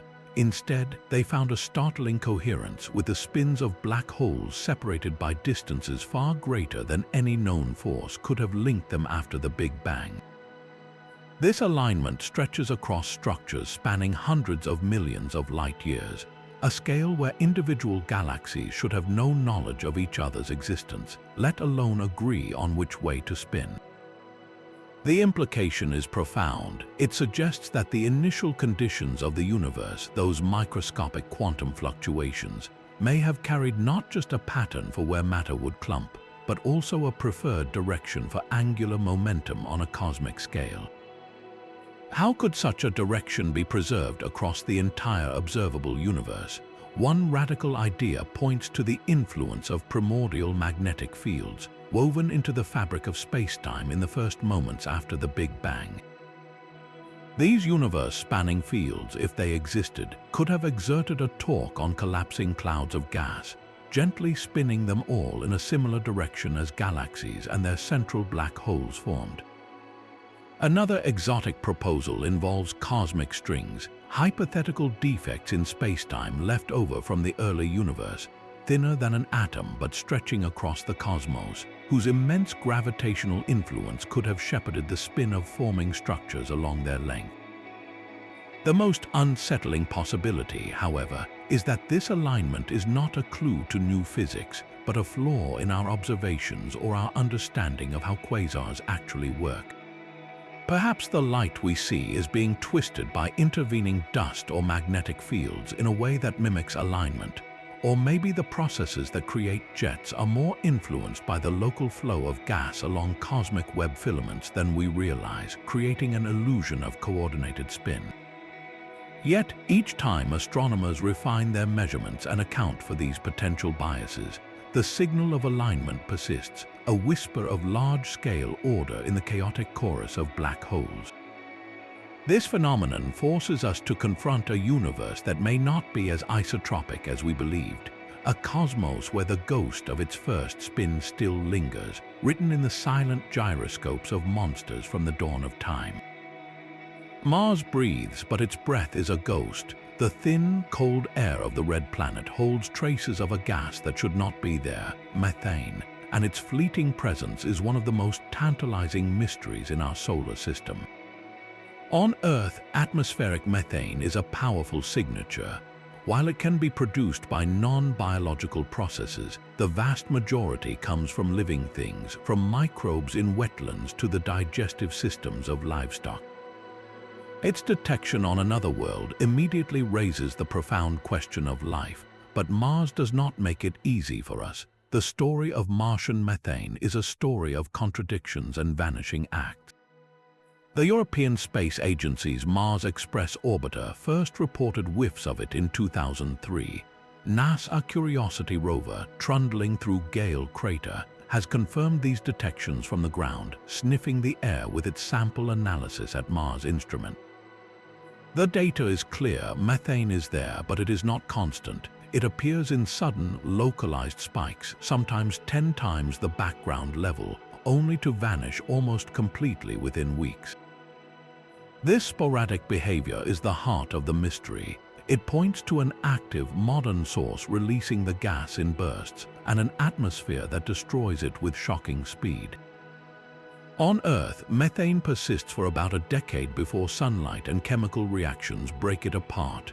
On Mars, the process seems to take only a few hundred days, perhaps even faster. Something is actively scrubbing the gas from the air, a destructive process we do not fully understand. So what could be producing it? The possibilities split into two thrilling categories: biology and geology.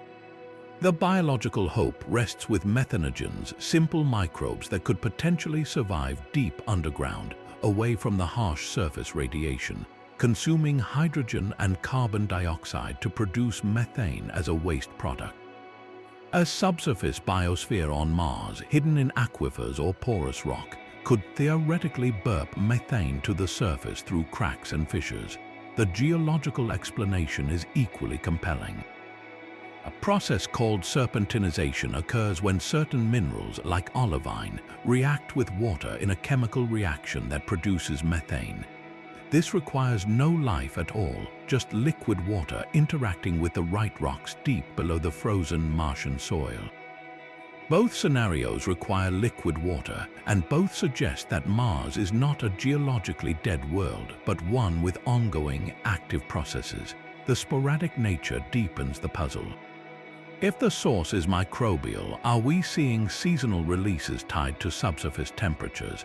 If it is geological, could it be linked to sporadic venting from deep aquifers or even the slow, ongoing weathering of ancient rock? Each new spike detected by Curiosity sends scientists scrambling, trying to trace the wind patterns back to a potential source region. The quest for a definitive answer is driving the next generation of exploration.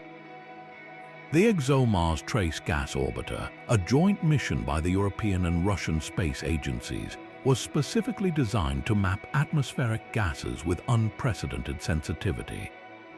Ironically, its initial scans found no methane at all, highlighting just how localized and transient these releases must be. Future missions will need to be mobile detectives, perhaps even flying drones or more advanced rovers to the most promising source regions to catch the methane in the act. Until then, every faint whisper of methane in the Martian breeze remains an open question, a potential clue written in a gas that, on our world, is the unmistakable signature of life. Methane is a ghost on Mars, but in the hearts of dying stars, a far stranger form of cosmic cannibalism may be unfolding. Deep within the bloated atmosphere of a red supergiant, a corpse might be hiding. This is the Thorn-Zitkow object, a theoretical monstrosity that is literally a star within a star.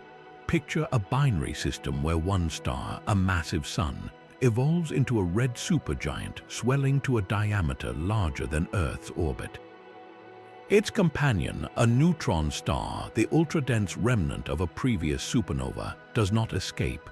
Instead, it spirals inward through the supergiant's tenuous outer layers, dragged by friction, until it comes to rest at the very heart of the living star. There, the city-sized cinder of a dead sun orbits inside the nuclear furnace of a living one, a gravitational parasite buried in a sea of fire. This creates a stellar hybrid unlike any other. The neutron star's unimaginable gravity and the supergiant's immense heat and pressure would forge a bizarre nuclear chemistry laboratory. Normal stellar nucleosynthesis, the process that builds elements in a star's core, would be profoundly altered. Theorists predict that the unique conditions around the neutron star would produce an overabundance of exotic elements like rubidium, strontium, yttrium, zirconium, and molybdenum, while suppressing the production of others. The star's outer atmosphere would become a chemical fingerprint of this internal strangeness. For decades, the Thorne-Zitkow object remained a fascinating thought experiment, a hypothetical endpoint for a specific violent stellar dance. Then, in 2014, astronomers identified a compelling candidate, a red supergiant named HV 2001-12 in the Small Magellanic Cloud. Its atmospheric spectrum showed precisely the strange chemical signature predicted, with excessive amounts of rubidium, strontium, and molybdenum, along with a curious lack of lithium. It was a perfect match on paper. The discovery sent waves of excitement through the astrophysics community, suggesting these cosmic chimeras might actually exist. Yet, the story is not so simple. Subsequent studies have shown that the chemical oddities of HV 2001-12 could potentially be explained by other, more conventional means, such as the star being in a late, peculiar stage of its own evolution. Distinguishing a true Thorne-Zitkow object from a merely unusual red supergiant is an immense challenge. It requires not just a chemical match, but also evidence of the star's internal structure and energy output, clues that are buried beneath millions of miles of opaque gas. The search continues, with astronomers scrutinizing other unusual red supergiants, looking for that definitive spectral signature. The existence of even one confirmed Thorne-Zitkow object would revolutionize our understanding of stellar evolution. It would prove that stars can merge in this deeply intimate, parasitic way, and it would reveal a previously unknown pathway for creating heavy elements in the universe. For now, it remains a ghost in the stellar catalogue, a tantalizing possibility written in the faint light of a distant, swollen sun, waiting for us to learn how to read its secrets correctly. Scattered across the galaxy, from the glowing hearts of nebulae to the dusty nurseries of newborn stars, a secret signature is written in a light our eyes cannot see. This is the mystery of the unidentified infrared bands. When astronomers point infrared telescopes at these cosmic clouds, they do not see a smooth spectrum. Instead, they detect a series of sharp, bright spikes at very specific wavelengths, a pattern of emission lines that appears again and again across the universe. These are not the fingerprints of simple atoms or small molecules. They are the calling cards of something larger, more complex, and until recently completely unknown. Think of it like tuning a radio across static and suddenly hearing the same distinct chord playing from stations light years apart. That chord is the UIBs, a cosmic hum that permeates interstellar space. For decades, the source of this pervasive signal was a total enigma. The bands did not match any known element or simple compound in the laboratory. Their persistence and uniformity hinted at a common, robust carrier, something that could survive the harsh radiation and vacuum of space. The leading suspect today is a family of large organic molecules known as polycyclic aromatic hydrocarbons, or PAH. Imagine the structure of a chicken wire fence, a flat sheet of hexagons made from carbon atoms with hydrogen atoms clinging to the edges. That is the basic blueprint of a pH molecule. They are essentially tiny flakes of soot, the same kind of complex carbon compounds you find in candle smoke or car exhaust. In the cold of space, these molecules are thought to be excited by ultraviolet light from nearby stars. When they relax, they vibrate in specific ways, emitting infrared light at those characteristic wavelengths, creating the bands we detect. The case for PAHs is strong, but it remains circumstantial. While laboratory experiments can produce spectra that closely resemble the UIBs, no single pH molecule or even a precise mixture has been found to perfectly match all the observed features across different cosmic environments. It is like recognizing a person's accent but not being able to pinpoint their exact hometown. The bands are unidentified because we cannot yet point to a specific molecular structure and say, this is it. This ambiguity makes them profoundly important. These molecules are not just interstellar pollutants, they are potential cosmic Lego bricks. PAHs are rich in carbon, the essential element for life as we know it. They are stable, durable, and could be raining down on young planets, seeding them with the raw materials for more complex chemistry. In the swirling disks where planets form, these carbon flakes could stick together, coating dust grains and perhaps forming the foundation for even more complex organic molecules, the kind that eventually lead to amino acids and the precursors of life. The UIB, therefore, are more than a spectroscopic puzzle. They are a signpost pointing toward a universe that is inherently organic, pre-biologically rich. Their glow suggests that the chemistry for life is not a rare accident on one special planet, but a common, ongoing process woven into the fabric of star formation itself. We are left listening to that universal hum, a signature written in infrared that may well be the first stirrings of a cosmic recipe, one that eventually led, in at least one quiet corner, to us. The universe's chemical hum suggests a patient, organic cosmos, but sometimes stellar death arrives not with a slow fade, but with a violent, screaming birth. On June 16, 2018, an automated survey telescope in Hawaii caught a flash in a galaxy 200 million light-years away. It was not like other supernovae. It exploded into view with terrifying speed, reaching peak brightness in just 2 days, a process that normally takes weeks, and its brilliance was staggering, up to 100 times brighter than a typical stellar explosion. Astronomers, baffled by its sheer ferocity, gave it a random, algorithmic name at 2018 Cow, which led to its unforgettable nickname, the Cow. This was no ordinary star dying. It was something entirely new, a cosmic beast that tore through the rulebook for stellar explosions. Typical supernovae are powered by the catastrophic collapse of a massive star's core or the thermonuclear detonation of a white dwarf. Their light comes from the radioactive decay of newly forged elements like nickel-56, which provides a sustained, weeks-long glow. The Cow's light curve was radically different. It shot up and then plummeted with shocking haste, as if the power was switched on and then abruptly cut off. More telling was the light itself. Its spectrum was hot, blue, and featureless at first, lacking the usual fingerprints of heavy elements being flung outward. It was not the expanding shell of a bomb, but the blistering glare of something far more concentrated, shining through a relatively small amount of surrounding debris. This pointed to a central engine, a powerhouse buried deep within the explosion. The leading theory is that astronomers witnessed for the first time the real-time birth of a compact object. As a massive star's core collapsed, it may have directly formed either a rapidly spinning, highly magnetic neutron star, a magnetar, or an accreting black hole.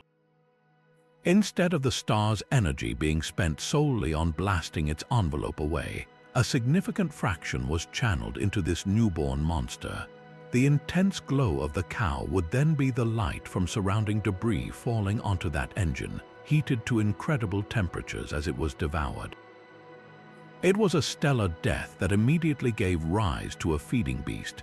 Another compelling possibility is that the Cow was not a supernova at all, but a star being shredded, a tidal disruption event. In this scenario, an intermediate mass black hole, lurking in the outskirts of its host galaxy, reached out and captured a passing star. The black hole's tidal forces would have stretched and spaghettified the star, pulling it apart in a cataclysm that produced a brilliant, fast flare of accretion light. This would explain the speed, the brightness, and the lack of a traditional supernova's chemical signature.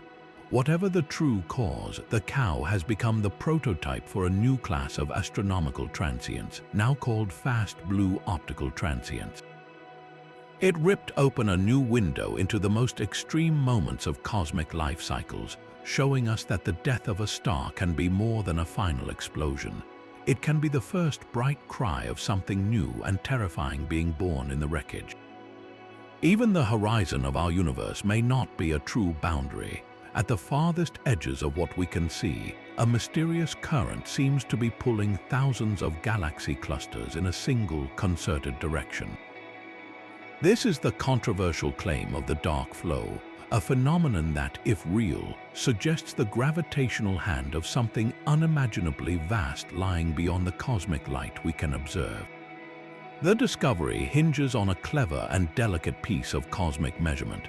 Scientists used the cosmic microwave background, the universe's oldest light, as a fixed reference frame, a stationary backdrop against which to measure the motion of entire clusters of galaxies. By studying how the hot gas in these clusters subtly shifts the wavelength of this ancient radiation, a process known as the kinetic Sunyaev-Zeldovich effect, researchers could calculate each cluster's peculiar velocity, its motion relative to the universal expansion. What they found was staggering. The data suggested that over 1,000 clusters scattered across billions of light years were not moving randomly. Instead, they appeared to be streaming together at speeds of nearly 2 million miles per hour toward a specific patch of sky between the constellations Centaurus and Vela. This coherent motion on such a colossal scale makes no sense within our standard model of cosmology. The gravitational pull of all the matter in the observable universe should have cancelled out any such flow long ago. The implication is that something with immense mass far beyond our cosmic horizon is exerting a gravitational tug on everything we can see. This leads to a breathtaking possibility. The dark flow could be the first empirical hint of a multiverse. The structure pulling on us might be another universe, a separate bubble of space-time that inflated alongside our own during the Big Bang, now lying forever beyond our observational reach but close enough for its gravity to leak across the void.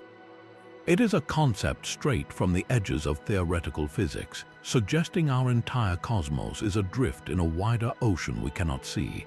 Yet this idea remains hotly contested. Much of the cosmology community views the dark flow signal with deep skepticism. The measurement is incredibly difficult, sitting at the very limits of our instrument's precision. Critics argue that the observed streaming could be the result of subtle systematic errors in how we subtract foreground light from our own galaxy, or an incomplete map of local gravitational influences. Each new analysis seems to either support or refute the finding, leaving it in a state of perpetual debate. For now, the dark flow exists in a scientific limbo, a ghost in the data that points either to a revolutionary new geography of reality or to the profound challenges of measuring the cosmos itself.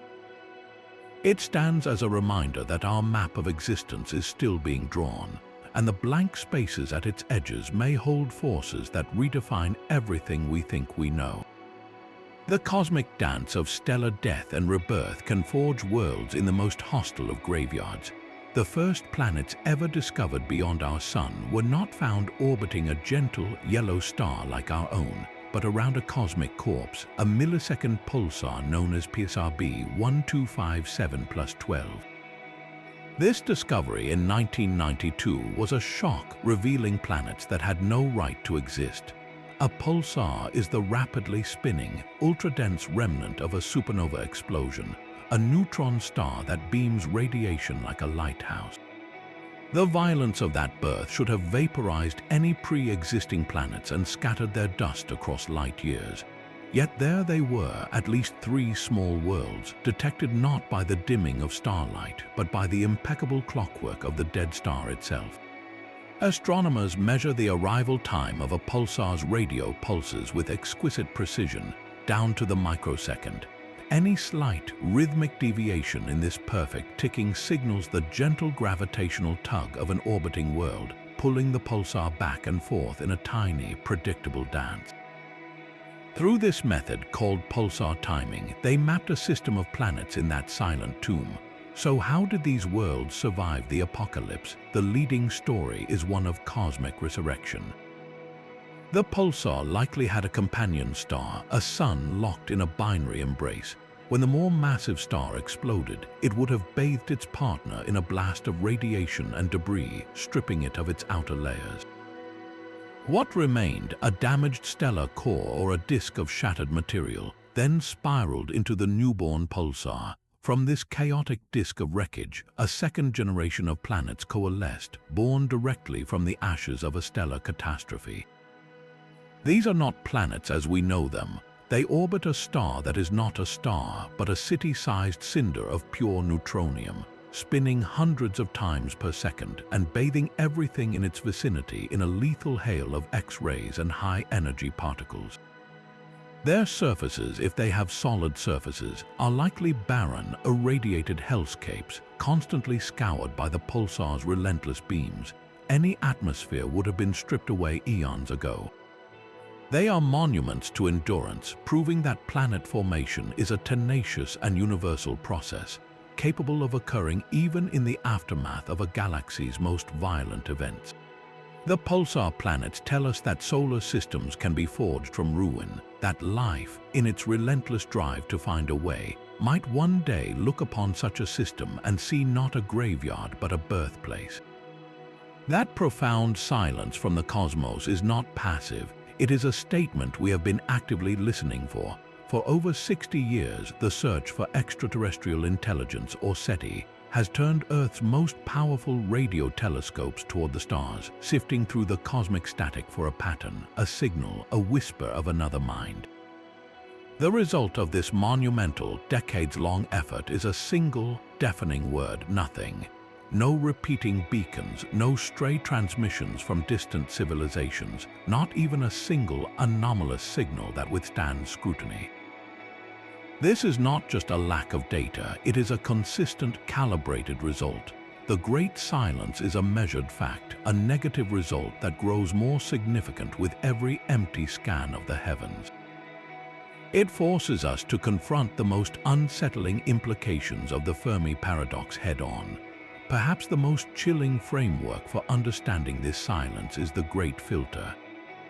This is the idea that somewhere on the path from sterile planet to spacefaring civilization, there exists a step so improbable, so difficult, that it acts as a cosmic bottleneck, culling the vast majority of potential intelligences from the universe. The terrifying question is not if the filter exists, but where. If the Great Filter lies behind us in our distant past, then we are the lucky ones, the cosmic lottery winners. Perhaps the transition from non-living chemistry to the first self-replicating cell, abiogenesis, is the miracle. The universe might be littered with planets of primordial soup that never quite came to life. Or maybe the leap from simple, single-celled life to complex, multicellular organisms is the nearly insurmountable barrier. In this scenario, the galaxy could be teeming with microbial mats and alien algae, but utterly devoid of creatures that look up at the stars. The silence, then, is the quiet of a universe still in its infancy, biologically speaking, but the alternative is far more haunting. What if the Great Filter is ahead of us? What if the development of advanced technology itself contains the seeds of a civilization's inevitable destruction? This is the filter of self-annihilation. It could be that once a species discovers nuclear fission, or creates a super-intelligent artificial intelligence, or masters genetic engineering, it unleashes forces it cannot control. The Great Silence would then be a warning, a graveyard marker for every civilization that reached our level of development and then, in a flash of hubris or accident, vanished. Our continued existence and our continued listening would mean we are precariously balanced on the knife's edge, not yet having triggered our own filter. This lends a desperate urgency to our own survival, making the stewardship of our planet and our technology not just a political issue but a cosmic imperative. Beyond these filters lies an even more profound and lonely possibility. What if intelligence itself is the cosmic accident? We assume that natural selection, given enough time, inevitably favors greater intelligence as a survival tool. But is that true? On Earth, it took billions of years of evolution to produce a species capable of abstract thought and technology. For most of our planet's history, life was perfectly content without it. Perhaps intelligence is not an evolutionary pinnacle, but a quirky byproduct, a flash in the pan that burns brightly for a geological instant before being snuffed out by stability or simplicity. The universe may be full of life, but that life may be content in its oceanic worlds or fungal forests, never feeling the need to build a radio telescope or wonder about its place in the cosmos. In that case, we are not just alone, we are lonely in a way we can scarcely comprehend. The universe's sole thinkers adrift in a sea of unconscious being. The great silence, therefore, is more than a scientific puzzle, it is a mirror. It reflects back our deepest hopes and our most existential fears. Are we the first, the last, or the only? With every silent frequency, the universe asks us to define not just what we are searching for, but what we truly are. The universe's expansion rate is not just a number, it is the most critical parameter in all of cosmology. And right now, it is telling us two contradictory stories. This is the Hubble tension, a growing and stubborn discrepancy that is shaking the very foundations of how we understand the cosmos. The problem is deceptively simple. How fast is the universe expanding right now? We call this the Hubble constant. To find it, scientists use two very different and supposedly foolproof methods. The first is the cosmic distance ladder, a local measurement.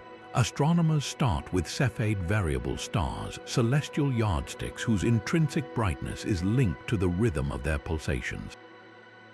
By measuring their apparent brightness in nearby galaxies, we can calculate precise distances. We then use these Cepheids to calibrate the true brightness of Type 1, a supernova in those same galaxies. Because these supernovae are incredibly bright and uniform, they become visible beacons in galaxies billions of light years away. By observing how much their light has been redshifted, stretched by the expansion of space, and knowing their true distance, we can calculate the current expansion rate. This is like measuring the speed of a receding car by knowing exactly how far away it is and seeing how much its headlights have reddened. This painstaking step-by-step ladder gives us a very specific number for the Hubble constant. The second method takes us back to the beginning. Instead of looking at nearby stars, we look at the oldest light in existence, the cosmic microwave background from the Planck satellite. This faint afterglow is a snapshot of the infant universe when it was only 380,000 years old. By exquisitely mapping the tiny temperature fluctuations in this light, cosmologists can work backwards. They plug the data into our standard model of cosmology, which includes all we know about dark matter and dark energy, and run the cosmic movie forward 13.8 billion years to predict what the expansion rate should be today. This is not a direct measurement of the present, but a prediction based on the universe's baby picture. Both methods are monuments of human ingenuity refined over decades. And they are in direct, unresolved conflict. The local distance ladder measurement gives a faster expansion rate. The Planck prediction from the early universe gives a slower one. The difference is not a tiny margin of error. It is a significant gap that has persisted and even grown as our instruments have become more precise. Statistically, the chance this is a simple mistake is now vanishingly small. The universe, according to its own ancient light and its current stars, cannot seem to agree with itself. This tension is not a minor technical glitch. It is a potential crack in the standard model of cosmology. It suggests that something in our understanding of the universe's recipe is wrong, or at least incomplete. Perhaps dark energy is not a constant, but a dynamic force that has changed strength over cosmic history, accelerating the expansion more recently than our models allow. Maybe dark matter interacts with itself or with radiation in ways we have not accounted for, subtly altering the universe's growth. Or it could point to something even more exotic, like the existence of a new type of neutrino or a flaw in our grasp of gravity itself. Some have even raised the remote possibility of a systematic error so subtle it has evaded every check in both monumental experiments, though this grows less likely with each new confirming study. The Hubble tension is now one of the most urgent and heated debates in all of science. It forces cosmologists to question their most cherished assumptions, because when two impeccable lines of evidence disagree, reality is trying to tell you something. It means the story we have written about the cosmos, from its first whisper to its present state, may have a missing chapter, a character we have not yet met, or a plot twist we never saw coming. The hunt to resolve this discrepancy is not just about finding a number, it is about discovering what piece of the universe we have overlooked. From a single, perfect radio pulse to the fundamental tug of war over the universe's very expansion rate, our journey has taken us to the edge of understanding. Each of these 35 phenomena, the silent dark matter, the accelerating dark energy, the fleeting fast radio bursts, and the impossibly aligned black holes, represents a crack in the facade of our knowledge. They are not failures of science, but its fuel. Every strange signal, every geometric anomaly, every particle of cosmic dust that behaves in a way we cannot yet explain, is a signpost pointing toward a deeper, richer reality. The universe is not a puzzle to be solved, but a mystery to be engaged with, a story that grows more complex and more astonishing with every chapter we manage to read. These unexplained wonders remind us that our maps are still incomplete, that our most fundamental laws are still being written. They prove that the cosmos is far stranger, far more creative, and far more wonderful than our limited human imaginations can conceive. So the next time you look up at the night sky, remember that you are not just looking at points of light. You are gazing at a vast, dynamic, and deeply mysterious frontier. You are seeing the wow signal's unanswered question, the shadow of Tabby's star, the silent pull of the Great Attractor, and the ghostly breath of Mars. Let that sight fill you not with a sense of finality, but with a relentless, burning curiosity. Which of these cosmic mysteries captures your imagination the most? Share your favorite in the comments below, and let us keep wondering together. If journeys to the edge of knowledge inspire you, subscribe to stay with us as we continue to explore the universe's deepest and strangest